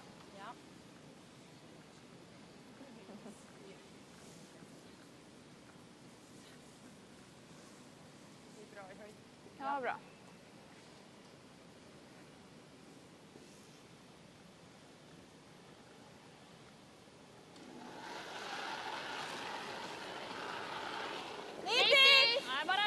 So Maria Pritz played quite a lot of weight at this one. Hasn't played the control that we've seen from Swedish. And just not quite enough to get in behind that red. And I said earlier on in the show, Kenny, that quite often when Sweden find themselves in trouble and they really need to make a hit and roll, then they generally find that that one just needed to roll a stone further. Great attempt there by Maria Pritz.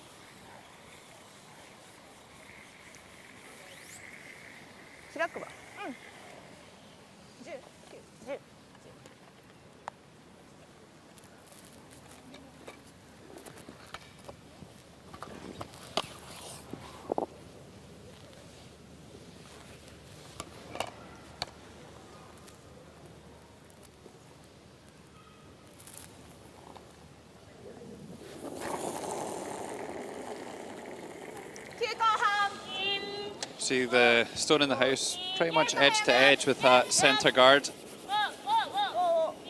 Just a hit and roll back towards the wing will be the desired result here. Yeah, nice shot. Perfect execution again, and It's an even longer hit and roll this time for the Swedish fourth player to get in behind that centre guard and get the force that they're looking for. そうだね。多分いい。Försöker vicka in där. Yes. Riktigt. Ja, rätt fart på förra. Ja. 2 centimeter mer pjad. Ja. Och lite mindre is. Yeah, so interesting tactical play here on this 7th end.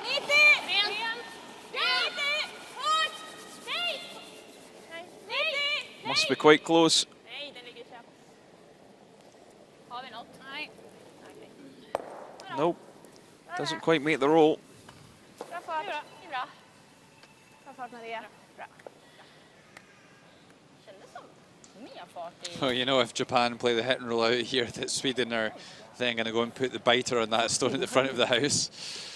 Well, even if Japan didn't think that was in, they have a chance to put the stick in it right at the start of the end, and they didn't. So maybe a little bit of naivety there.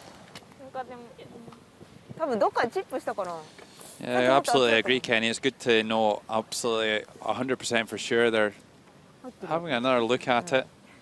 If there's any ambiguity over whether it's in the house or not, that should have been measured at the start of the end. Has been there since the very first stone of the end. これぐらい見えてたんだね、白ね。レイト何？ケ。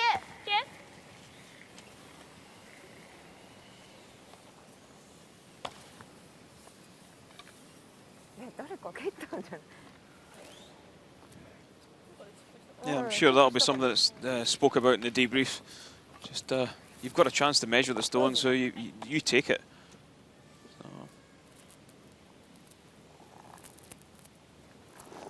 So final stone of the 7th. Ogasawara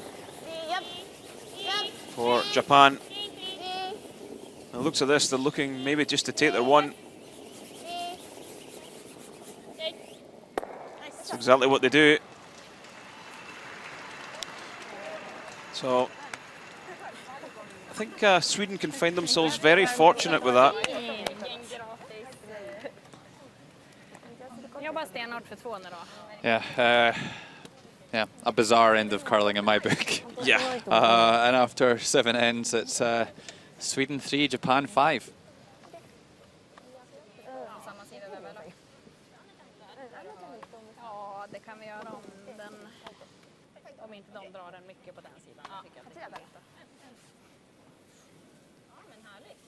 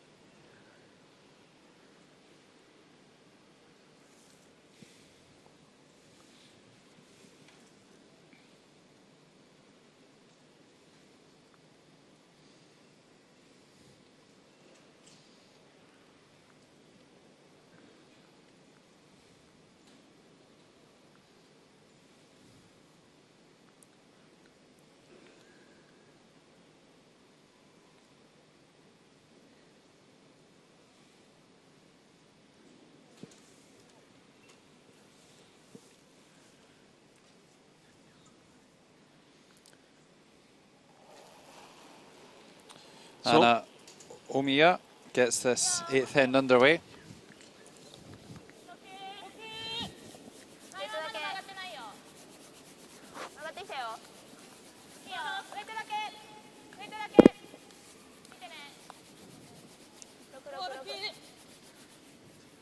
So if you've just joined us, you're watching live coverage from the ZEN-NOH World Women's Curling Championship 2015.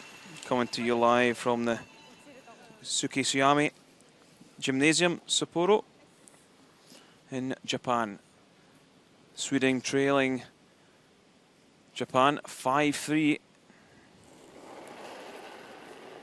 And Margareta Sigfridsson for Sweden trying to get something going here in this 8th end. Yeah, I think they effectively got the result that they were looking for in the 7th end. Perhaps didn't go about it in a way that would be effective in the men's game, that's for sure. Just the takeout play is just too strong, and you give a good takeout player any chance to make a double takeout, they're probably going to make it. The end's blanked, and if you go into the 8th end 1 down without the hammer, you're really not in great shape to win the game. Margareta Sigfridsson of Sweden outplaying Anna Omiya at lead.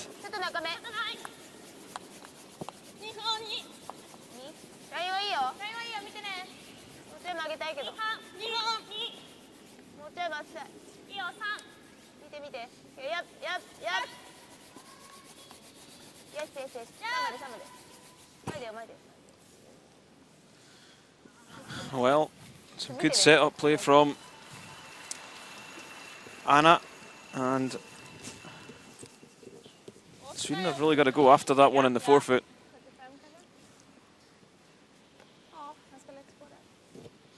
Yeah, just going for the dead freeze here. They could try and bump it back a little bit if they wanted. Try and make the scoring area a bit bigger.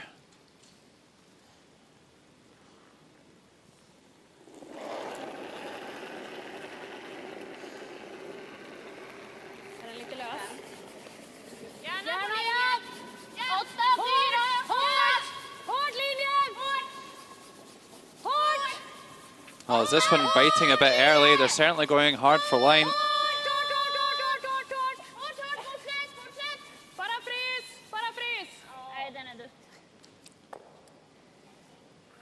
So not a great shot. No, it does leave another guard though, Kenny. And tell you what, Sarah McManus has done some amount of swooping today. She's been gone coast to coast on quite a few in it. I think Sarah coming into the team might just bring an extra bit of sweeping power to the table. Yeah, you've got to think that the team is a little bit stronger now with Sarah in at second.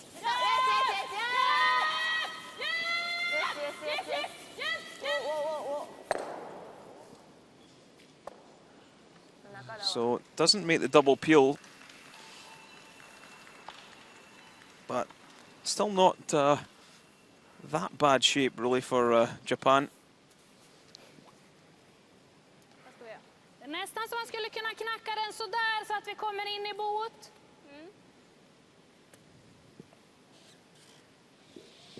Är ni med på det? Ja.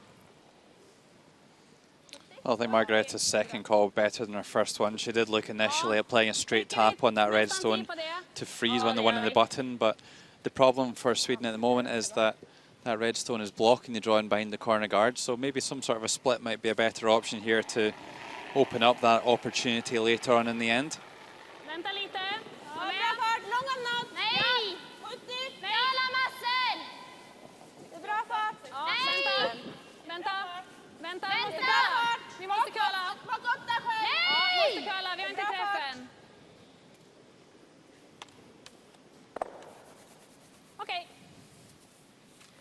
Well, I'm not sure I like that at all, really. I think you'd be able to spill both these reds with this. Just hit the pocket.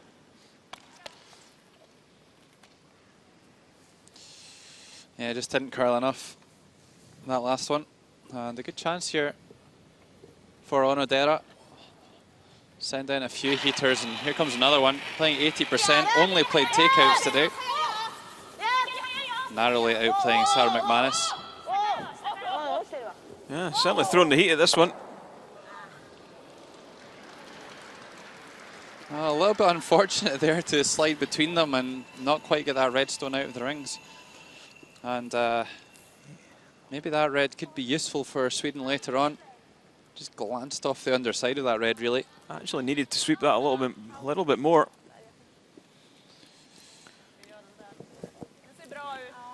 Catch a little bit more of the low stone.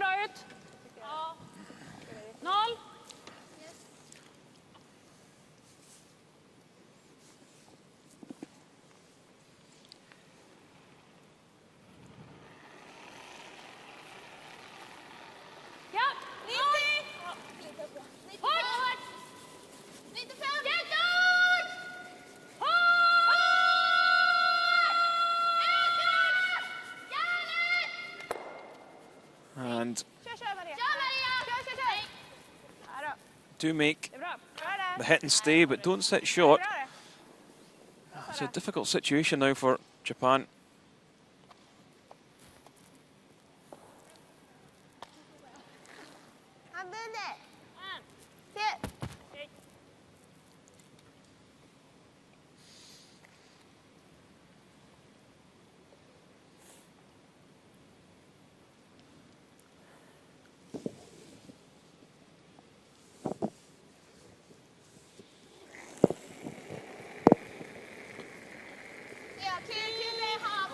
More controlled weight this time. Yeah, I don't think they're going after the double on this occasion. They're just trying to hit and roll in a lie too.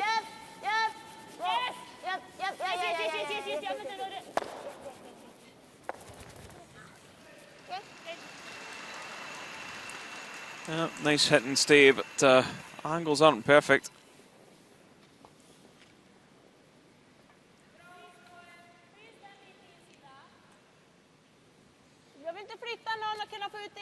Yeah, I'm not too sure what exactly they were trying to position the stones there. It does look to me that there probably was a little bit of value in going for the double takeout.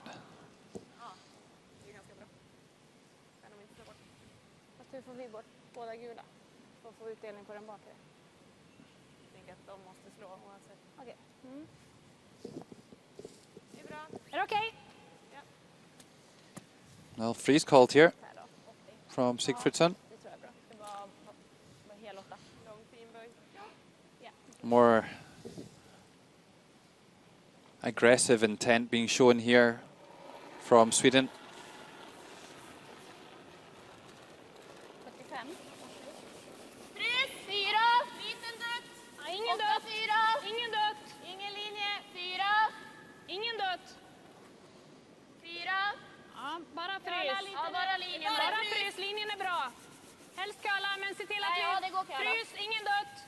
Lines really nice.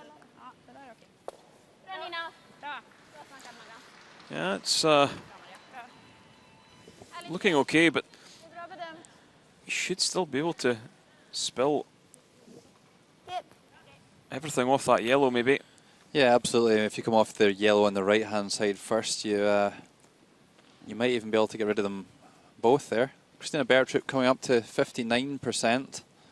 Only 50 at halfway, but starting to waken up this morning, and Yoshimura playing 87%. Good shooting by the Japanese third player.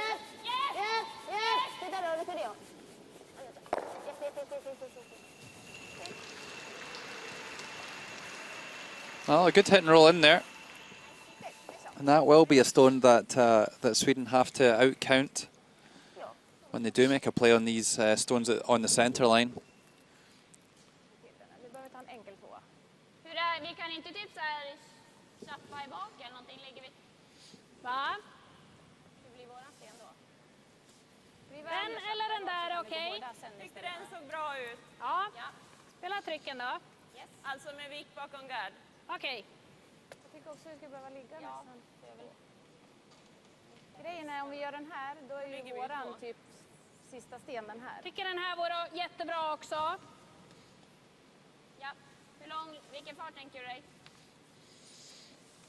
Ja, bakhänt precis igenom. Röda då.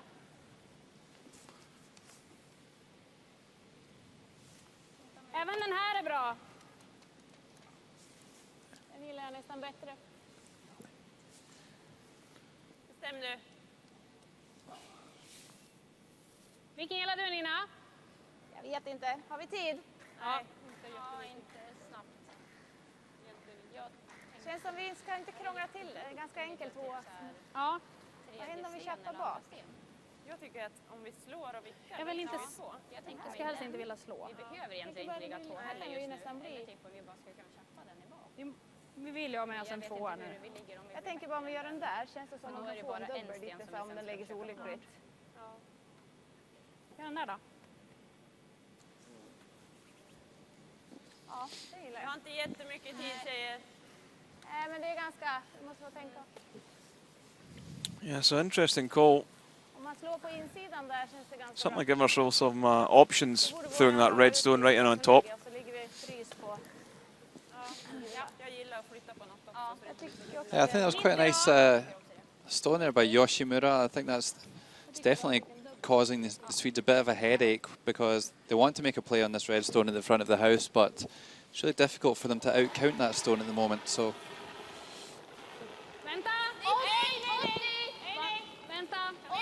Just trying to hit and roll into a freeze here, really. Christina Bertrup. Well, actually running a little bit wide and gets good separation on the 2 red stones at least. 80, var det? Bra Nina. Should be able to get this red past the yellow at the back 8 foot. The only problem is getting your shooting stone away from the centre line and leaving an easy double. 9で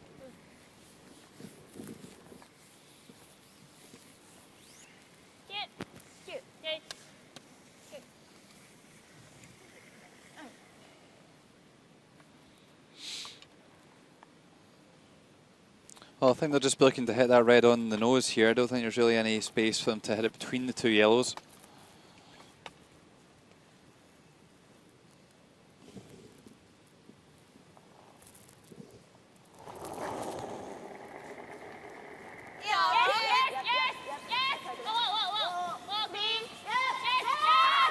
This one beginning to move off the centre line though.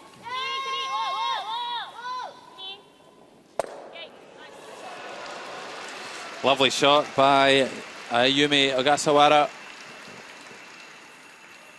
And Sweden with a lot of work to do here if they want to score their deuce here in 8.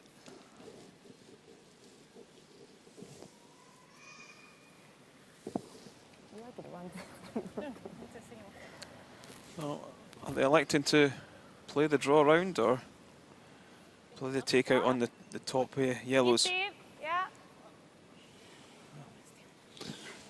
I think it's the takeout here, Kenny. Going to try and lie first and third shot at best.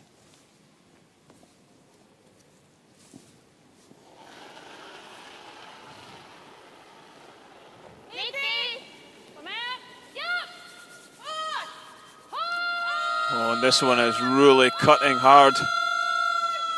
Can't afford to get this one on the low side.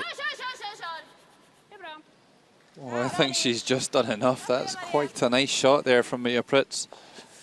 Cutting it a little bit finer than they would have hoped, I think. Maria Pritz playing 75 and Gasawara 82. Yeah, just moving that second yellow enough to sit second and third shots maybe. Yeah, well, it's tight for first and second, and then it's tight for third and fourth as well. So.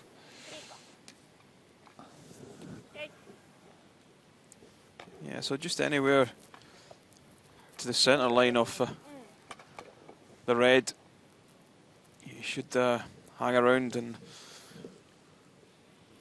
probably force Sweden to take one.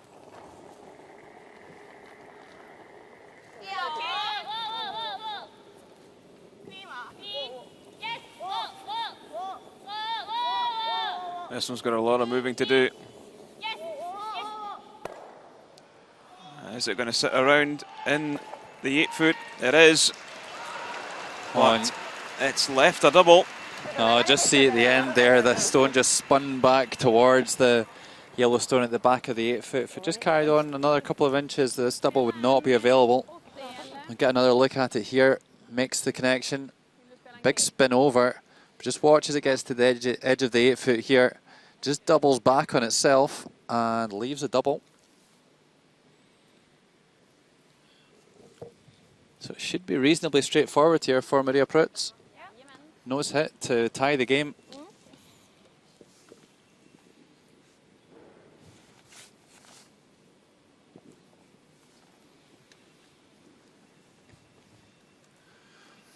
This is certainly going to test her nerve.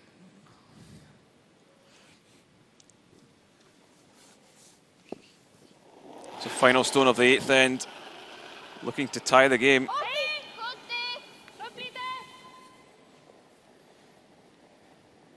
And Swoopers are off this one. Can't afford to give up a steal. Can't afford to give up a steal. Rolls out of the 8 foot. And it's another one on the board for Japan. Just overthrew that one slightly, Maria Prutz. And Japan, the host nation, moving into a 3-shot lead over the Olympic silver medalists from 2014. And after 8 ends, it's Japan 6, Sweden 3.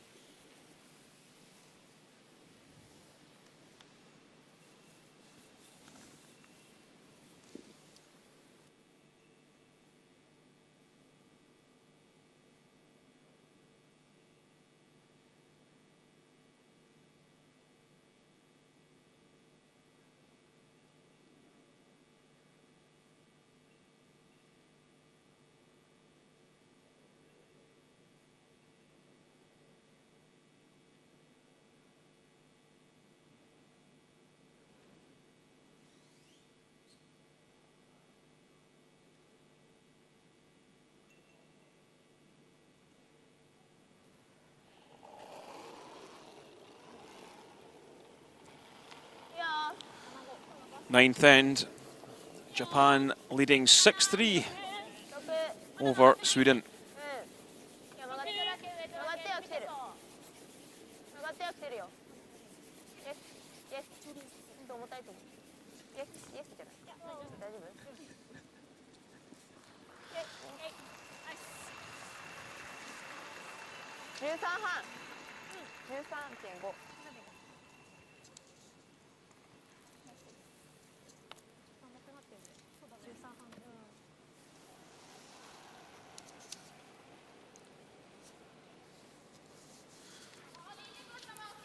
So the Swedish team now fairly flat. There's not too much communication between the four.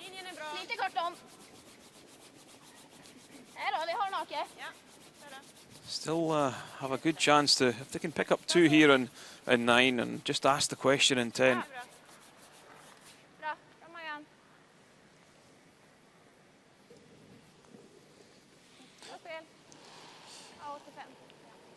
Yeah, this one's just getting thrown away here by Omiya.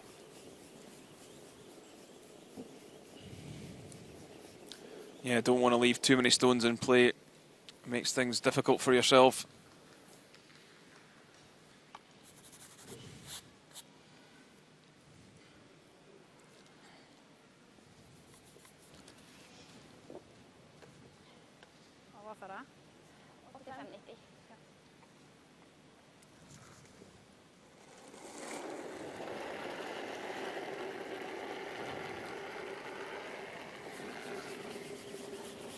Ja, ligger hake. Ja, linjen är ganska bra. Krala mycket. Ligger där. So going the other side with the corner guard this time. Ligger där. Ligger där själv. Jämna höjd om ni kan. Yeah, it's going to need to be the kitchen sink getting thrown here from Sweden to try and get back into this game. You would have thought really needing to score 3 in the 9th end here if they want to have any realistic chance of winning. Not out of the question if they were to score 2 here in the 9th end.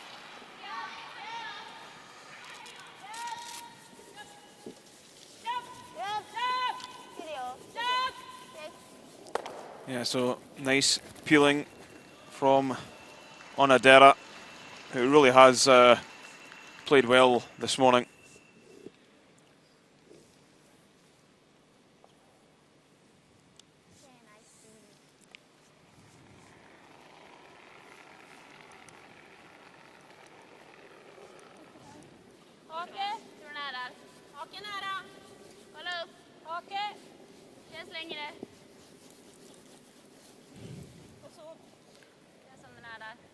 Längre. Pussa upp lite längre. Bra.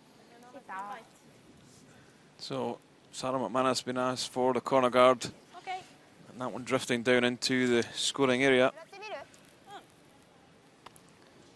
I think they're just going to take the guard off.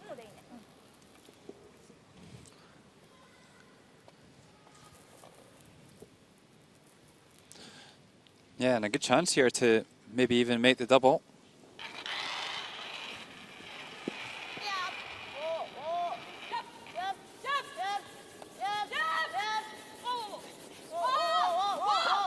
It must be close.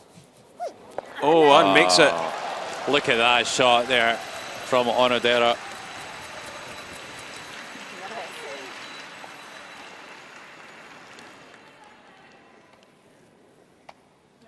Hits it half stone, rolls right across and pings that other red out of there. Super shot by the Japanese second. And even managed to run their shooter through as well to give Sweden one less stone to work with. Great shot.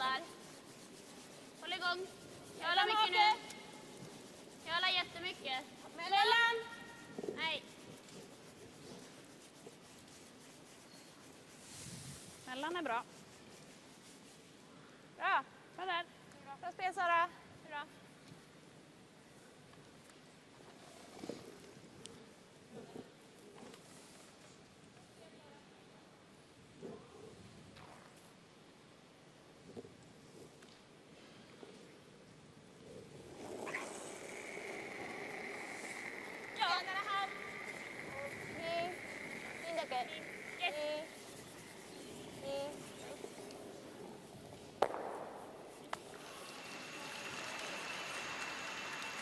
Yeah, so not much going on in this 9th end. Some great clean-up play from Japan.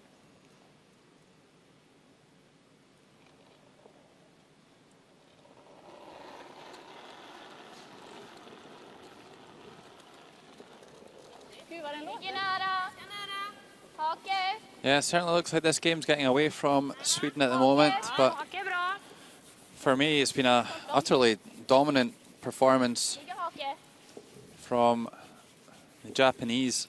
A really nice turnaround after a disappointing result yesterday against Switzerland. That guard just a little bit closer to the centre line, but I don't think Nagasawara will be fooled into leaving that one there as a guard.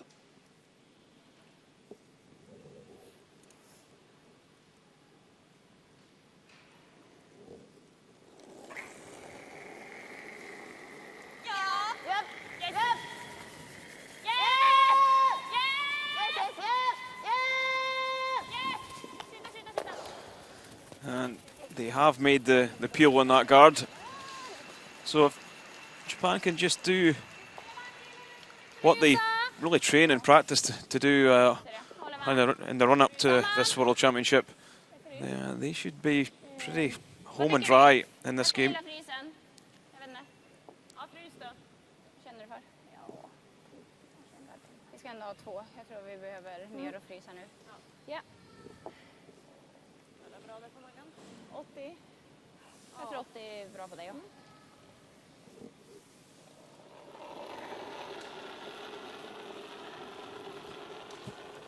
Vänta lite. Frys! Ja. Känns bak 4. Ja, gärna köla lite. Känns en liten dutt. Känns 10 bak 4. Sara. Bak 4. Ja, bara frys. Ligger 10. Bara frys. Bara frys. Sara. Jättebra linje nu. Se till att frysa. Well, going for the freeze here, Christina Bertrup Linje. Kör nu, frys. is the toughest shot in curling. Se till att frysa nu. Ja, den är där. Jättebra Nina. Bra. Yeah, but a good effort there from Bertrup. Maybe just an inch off the center and an inch between the two stones, but a really nice attempt there.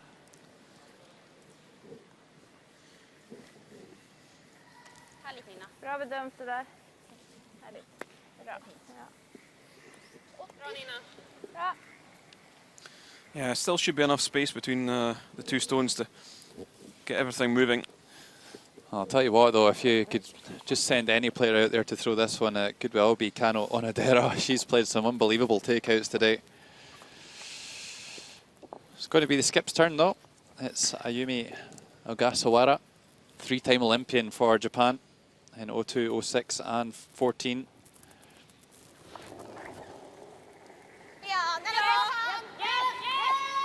Can't throw quite the same heat as Kao Onodera.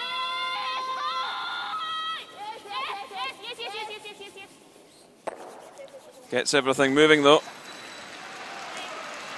Yeah, good swooping and a super shot there from the Japanese skip, and looks like there's not going to be a multiple score here for Sweden. Really nice 9th end played by Japan here.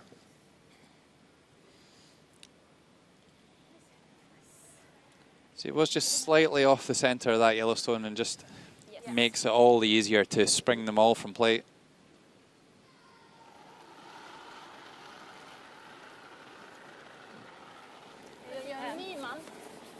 Yeah, so can Sweden get around the only stone that's in play? This really wide corner guard.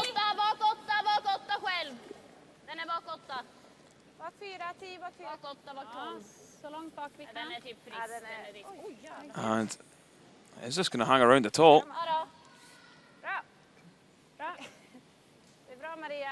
It just is. But it'll be wide open.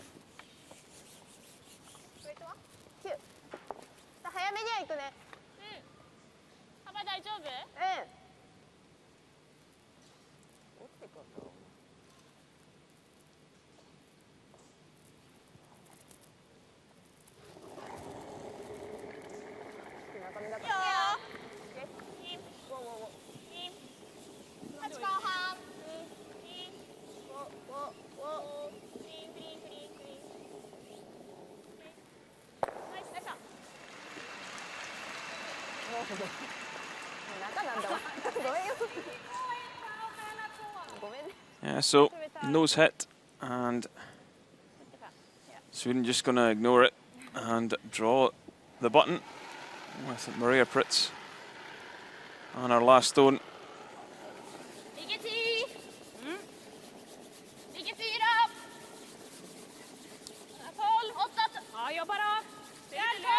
Super's again having to work this one all the way. All 4 of them in. Is this going to be short? Oh, Pritz herself having to get the persuader out. And they do enough to pick up the single, but still trail by 2. Japan 6, Sweden 4.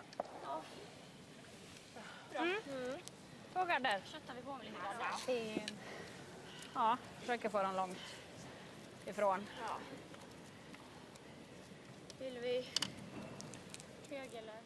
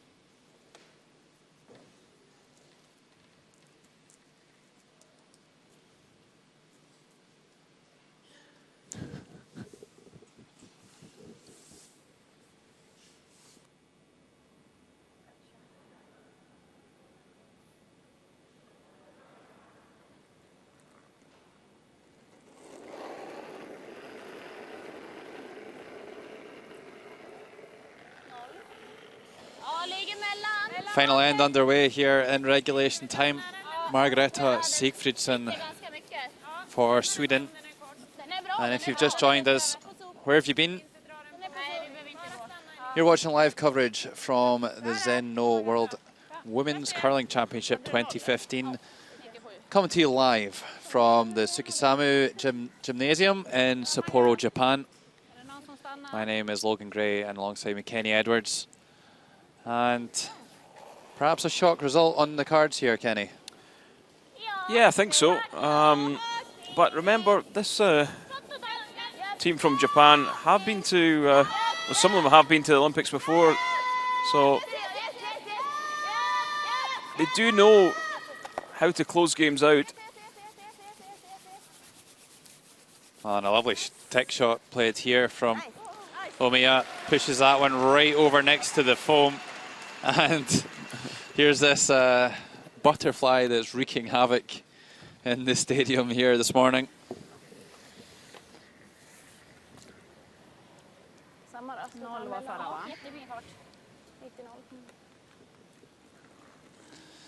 Yeah.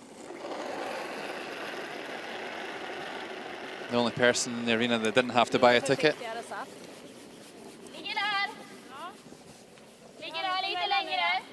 Yeah, so how are Sweden going to get back into this, trailing by 2 and not having the hammer? Well, they're just going to have to take a lot of risk and hope for some mistakes.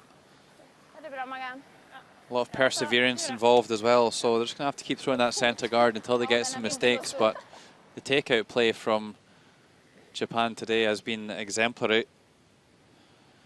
Not allowed to remove this one yet, though. Omiya playing the tick shot. Just needs to be a little bit careful in sending the red stone towards the previous one that she ticked to the side. If either of the stones go out of play, everything gets replaced.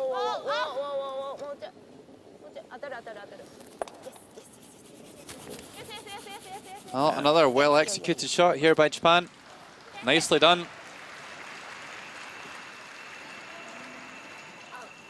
And has the yellow, the back left, stayed in play.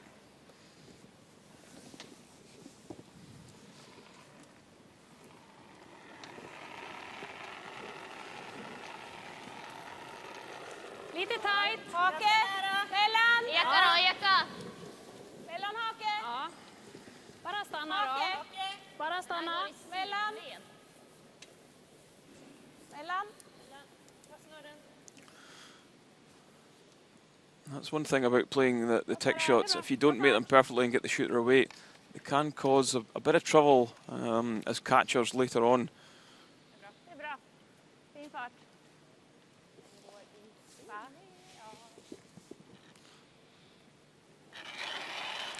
So Onodera, who's played the takeouts really well this morning. Yeah, absolutely. Been the MVP, I would say, in the game. Makes easy work of that one.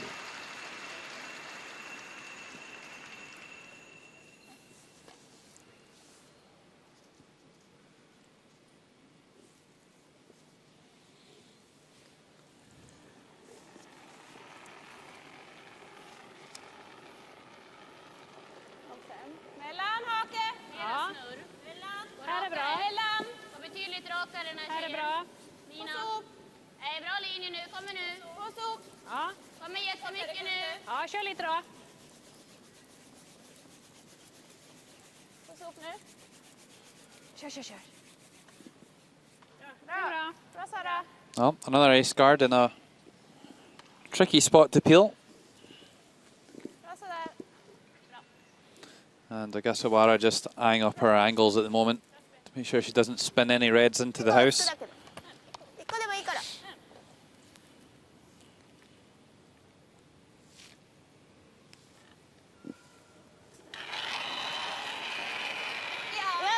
Onodera trying to take it the opposite way this time.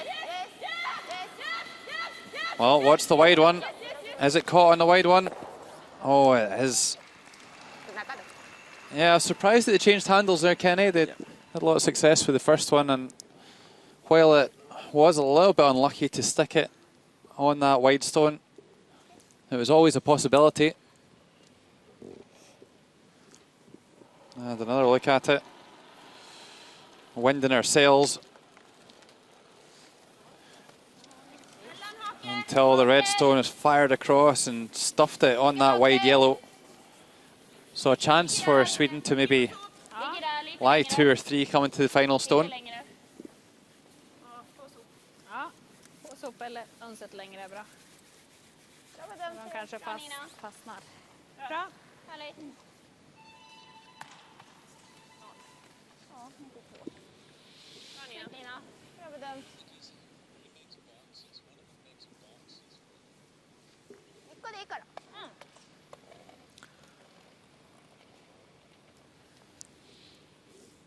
Yeah, so again, just taking the same hand and try and maybe fire that guard back onto the red in the back right of the shot.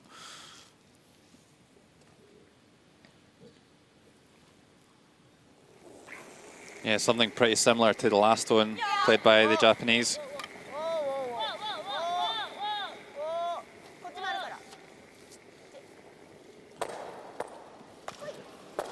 And they have managed to remove that to redstone, the back 12 out of play.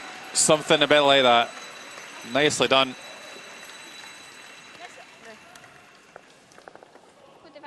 Ja.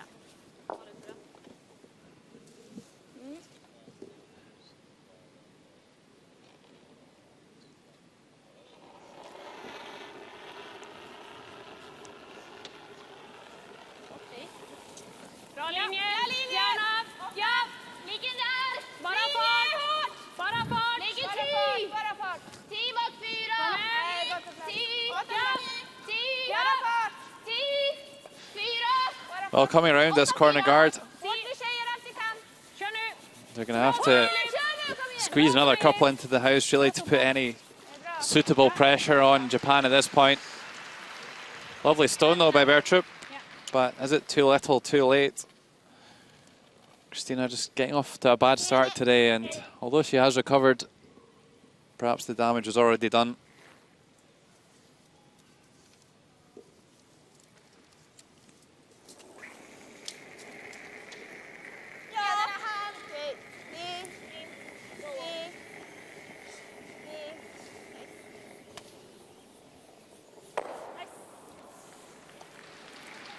Yep, just opens things up.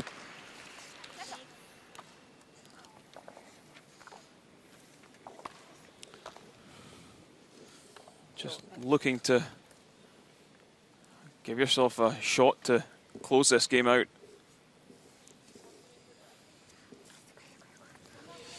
Då måste vi missa oavsett. Ja, fast har vi dragit runt där och de går på där, då har vi i alla fall 2 där. Sen ligger vi 2. Jag hoppas på att de missar. Vi kommer ändå behöva dra på nästan då, Maria.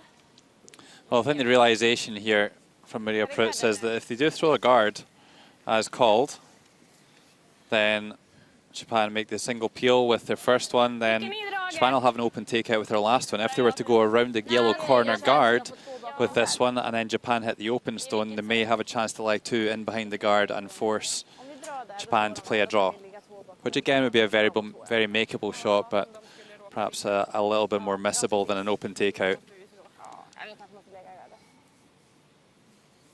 So for me, the shot should be to come around the guard, but Margareta Sigfridsson seems pretty adamant about playing the guard.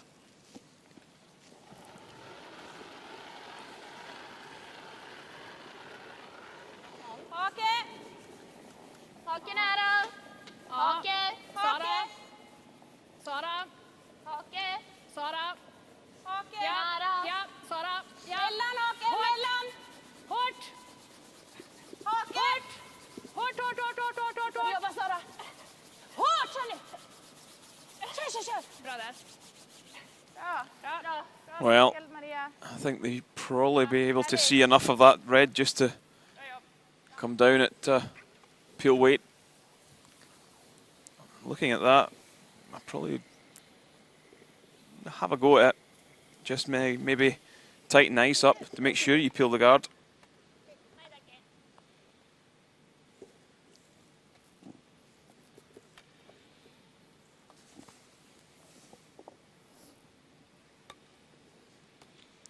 No, certainly no heroics required here from Ogasawara. Just needs to make the single peel, and then all she'll have with her last stone is an open hit to win. So it's been a really well played game from the Japanese skip. It would be a shame to see her come undone at this point.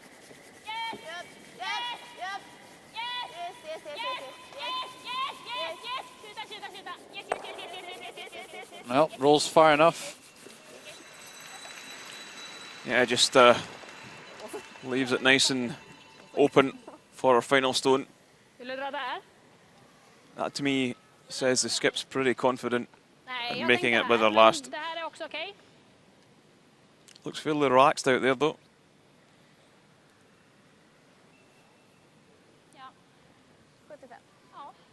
I think she'd be a little bit less relaxed if there was going to be two Swedish stones in behind the guard right now.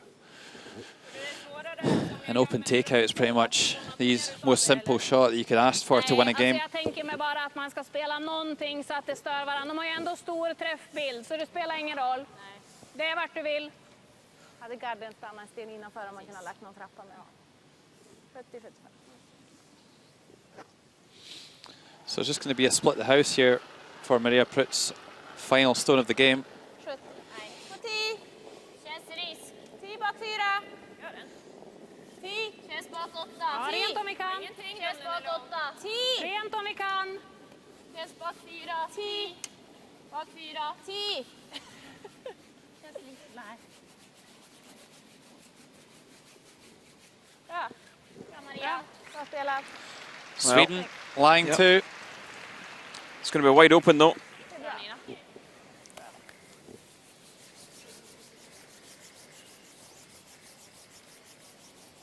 今の8前半ぐらい。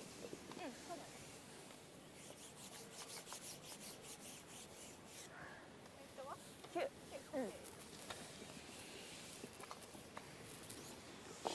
早くなるから。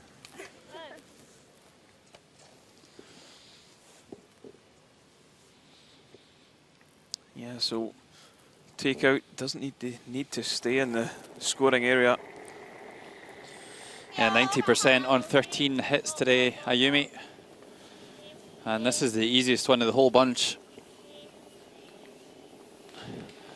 Yeah. Nicely done.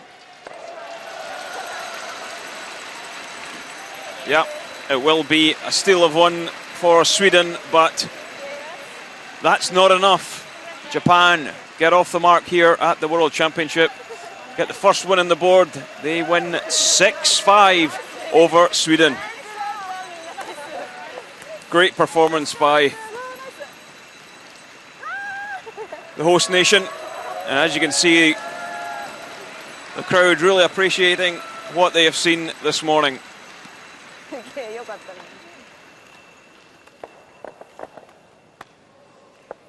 見てるかい。見てよ。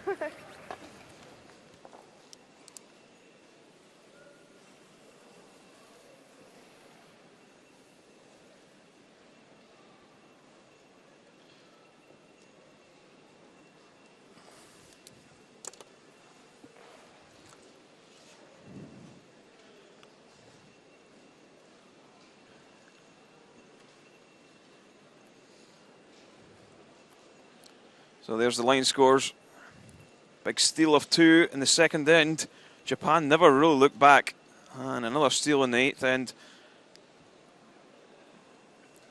Meant they were always in control.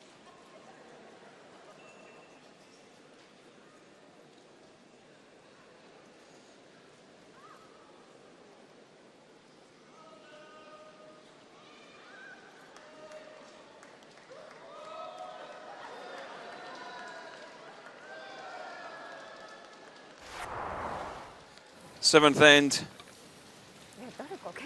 Japan really being forced to hit for one.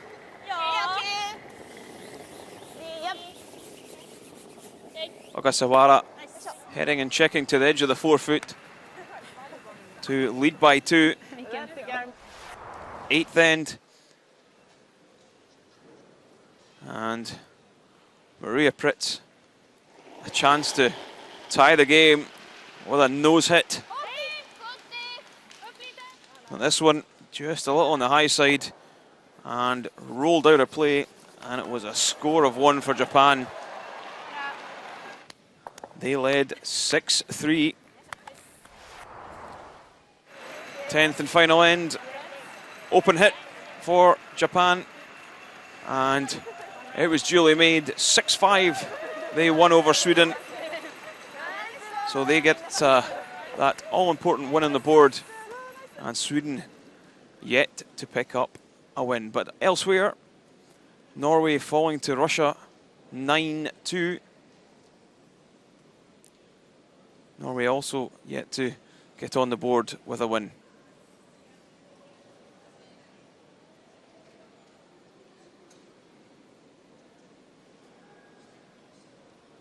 So here we have the standings. China, Russia, Switzerland, all on 2 wins. Canada, Scotland, Germany, Japan with that single point. Denmark, Finland, Norway, Sweden and United States yet to make inroads at the World Championship.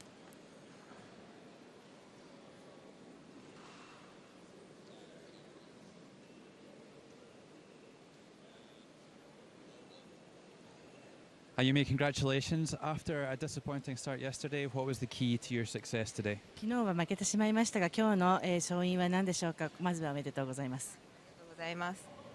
昨日はみんなよく投げてくれたんですけど、私がフィニッシュすることができなかったので、原因がはっきりしていた彗星の負けだったので、今日は私がしっかり最後決めるという気持ちを持って臨みました。Yesterday's loss was every loss was because of me. My teammates throw very well, but due to my miss shot, we lost yesterday. So we know what to do today. So that's the key to win today. It must be a nice feeling to play in your home city, though. How does that feel? 地元札幌で勝った気持ちを聞かせてください。初戦はちょっと緊張もあって、負けてしまったんですけど。ソチオリンピックの銀メダルの国に私も初めて勝ったのですごい嬉しいです。Okay, the first day we were a little bit nervous, and then today's win, especially our opponent was the silver medalist from Sochi Olympics, so we are really happy about that. And this win must inspire a lot of confidence to you. Can we expect a medal for Japan this week? そうですね、この試合が、自信につながったと思うんですけれど、これからの試合についてのコメントを聞かせてください。まだまだ1勝1敗なので、一戦必勝で、一投一投をみんなでつなげていければいい結果につながるんじゃないかなと思っています。This is just first winning, so we just made we just want to make sure one by one, and then to continue our victory for the rest of the week. Arigato. Yeah, so Team Japan victorious over the Swedes. A little bit of an upset. Sweden 0-2 so far this week.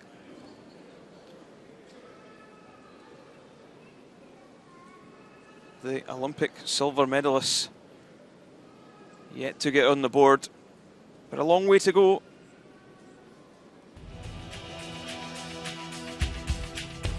But as we've seen, Japan winners 6-5 in 10 ends over Sweden.